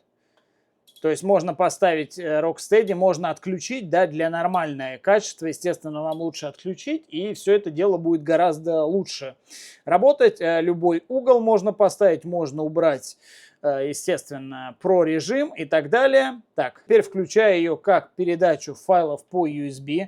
У меня появляется вот такой значок. Переходим на рабочий стол. У меня сразу открываются две папки. Соответственно, папка на внутренней памяти, вот Osmo Action, и на карте памяти, которая у меня идет по умолчанию. Так, вот у меня появился файл. И вот то, что, по идее, мы сейчас снимали. И пошла запись. Я, честно говоря, не знаю, в каком разрешении сейчас это будет писать. Звук, естественно, идет тоже с камеры. Вот можете посмотреть свойства подробно. 1920, 23 мегабита, 29 кадров в секунду. Вот такое у вас получается качество записи на веб-камеру во время работы веб-камеры. В общем, думаю, по веб-камерам вопрос снят. Можно использовать обе, но удобнее Action 5. Подходим к финалу. Это мое заключение. Давайте договоримся так, что я ни на какую камеру не работаю, ни на DJI, ни на GoPro, поэтому можете мне эту фигню не писать. И кто из вас что купит, это лично ваш выбор. И я тут вообще не имею никакого отношения к этому. Поверьте мне, за все эти камеры я заплатил собственные кровные деньги. И какие-то из них я продам, чтобы в дальнейшем, допустим, там купить, если я ставлю GoPro 5, я куплю там Ace Pro 2, которая должна, по идее, выйти, может быть, уже вышла, ну, не знаю, когда вы смотрите это видео, и сравню ее с той камерой, которая мне понравилась больше всех, да. Я сделал некоторые заметки специально для себя, что я заметил, ну, помимо всех этих технических характеристик, всей вот этой белиберды. Естественно, главный плюс GoPro, то, что появилось GPS. Я уже это говорил, но это классно, это удобно, не надо докупать и тратить там 5-7 тысяч на эти пультики, либо как в Insta360 начинать запись с телефона, класть его аккуратно, чтобы он не Ну, в общем, вот это вот геморроя нет, просто сняли, в программе вставили. Единственное, что, да, если вы перекинули, уже ничего не сделаете на компьютере, надо в программе это сделать, в телефоне и вывести файл. 360 градусов работает лучше, если вдруг вам это надо, то только GoPro там в максимальных разрешениях 360 работает. В экшене, к сожалению, нет. Лично для меня абсолютно никакой разницы. Мне 45 градусов хватает. То есть, если ты на чем-то, я не знаю, там на корабле, на лодке едешь, ну, по крайней мере, для моих задач этого достаточно. Дальше. Есть функция определения светофильтров. Это классно. Это плюс GoPro. Есть крепление на штатив. Это, ну, на самом деле, для меня это имеет значение, да, но вот я сейчас купил самый полный комплект. У меня идет вот эта вот магнитная штука, которой я, да, могу DJI прилеплять, но я не могу никак этот DJI влепить на штатив. Ну вот в данный момент, кроме как прикрутить селфи-палку и сюда вставить, я не могу. Либо мне нужен какой-то переходник. То есть я имею в виду из этого комплекта. Понятное дело, что вы можете докупить какой-то переходник, и все это дело будет работать. Но для меня это плюс. То есть, ну, чтобы прикрутить, можно было, допустим, под водой или еще где-то.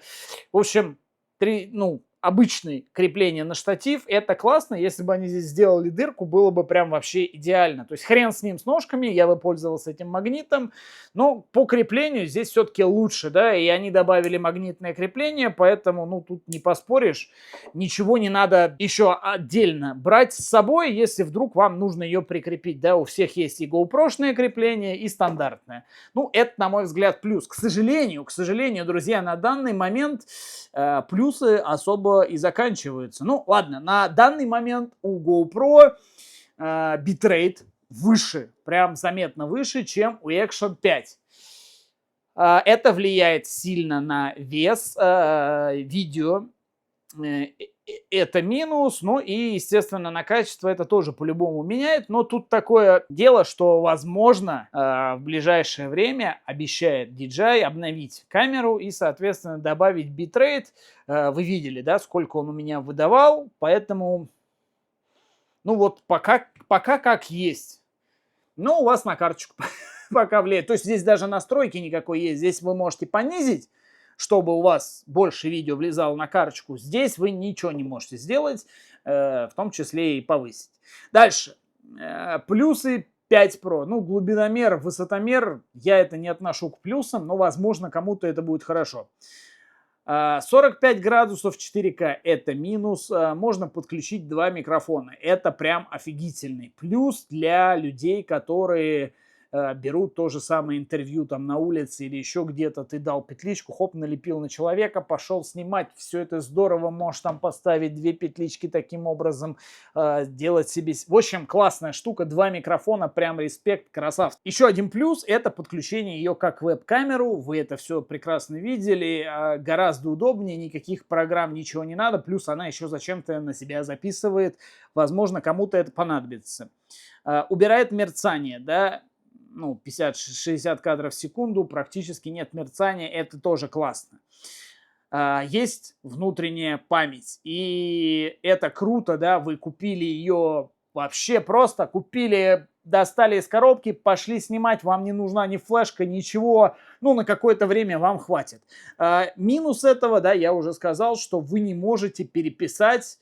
Ну, то есть, если вы поставили снимать на внутреннюю память, и вы что-то снимаете долго-долго-долго-долго, и заканчивается внутренняя память, он херак отрубает камеру, то есть он не переходит на карту памяти, даже если у вас стоит внутри, соответственно, наоборот, тоже никак.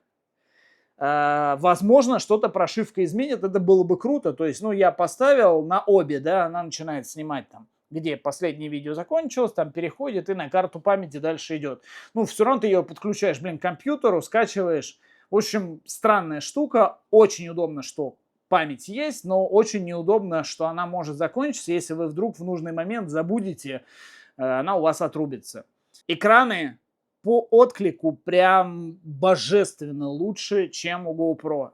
Да, не думайте, что я прям хвалю, но это действительно так. То есть, если у GoPro у меня были проблемы в предыдущих и в этих, да, иногда у тебя не получается, это прям вообще работает идеально, вот как на вашем смартфоне. Это просто супер, и вопросов никаких нету. Быстрый старт. Я тоже для себя это заметил, потому что все время 2 камеры висят, мне нужно что-то заснять, тоже сравнение сейчас снимал.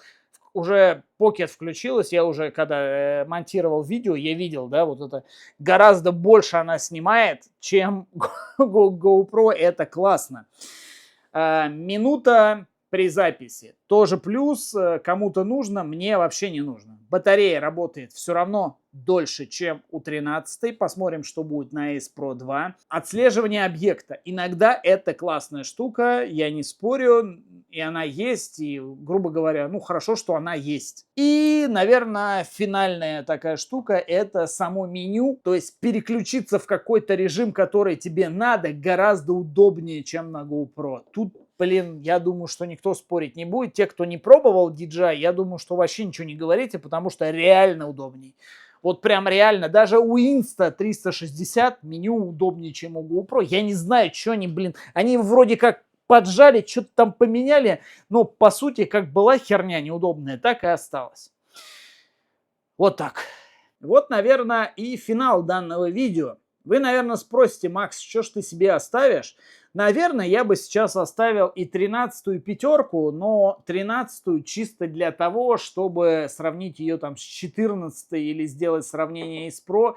Я пока сомневаюсь. Скорее всего, эти 2 камеры я все-таки продам и оставлю себе Action 5 Pro. Это будет моя первая камера DJI. Это 5-е поколение, друзья, которое я себе оставляю. До этого у меня были все GoPro. И вот все я пользовался только GoPro. цвет, вот цветовая температура, передача цвета, вот именно в тех местах, да, вот серфинг, лыжи, парашюты, дайвинг, солнце, песок. Мне оно нравится больше на GoPro. Напишите, как вам по цветопередаче. Буду ждать ваших отзывов. Сделать такую же цветопередачу уже в постобработке вполне себе реально. И плюс того, что если вдруг вы поехали отдыхать, у вас только одна камера, в вечернее время хотя бы что-то можно будет увидеть.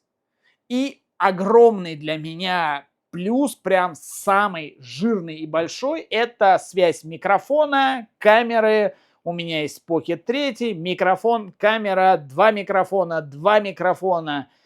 Это охрененно удобно. Никаких проводов, ничего. Вот она у вас в руке. Вы вот так вот стоите, снимаете, я не знаю, там под воду ее запустили.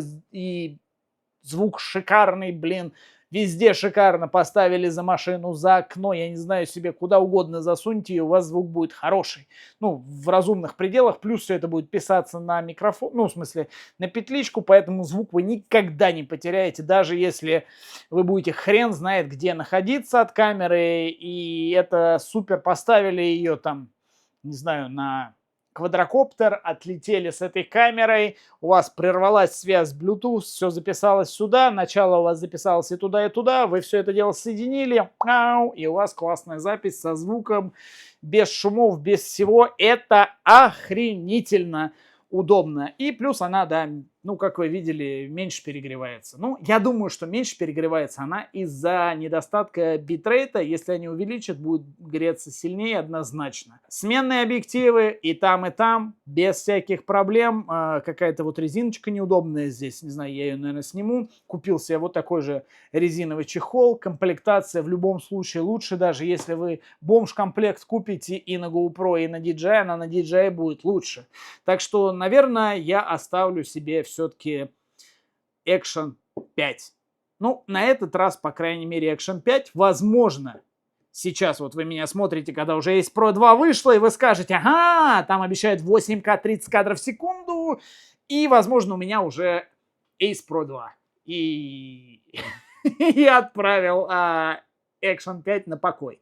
То есть, на сегодняшний день я считаю, что заметно больше плюсов у DJI. Ну, то есть, как бы мне жалко не было, да, какой бы я там фанат GoPro не был, ну, объективно, да, вы видели, их гораздо больше по сравнению, с этой камерой. Так что, друзья, извините, но я, наверное, оставлю все-таки Action 5.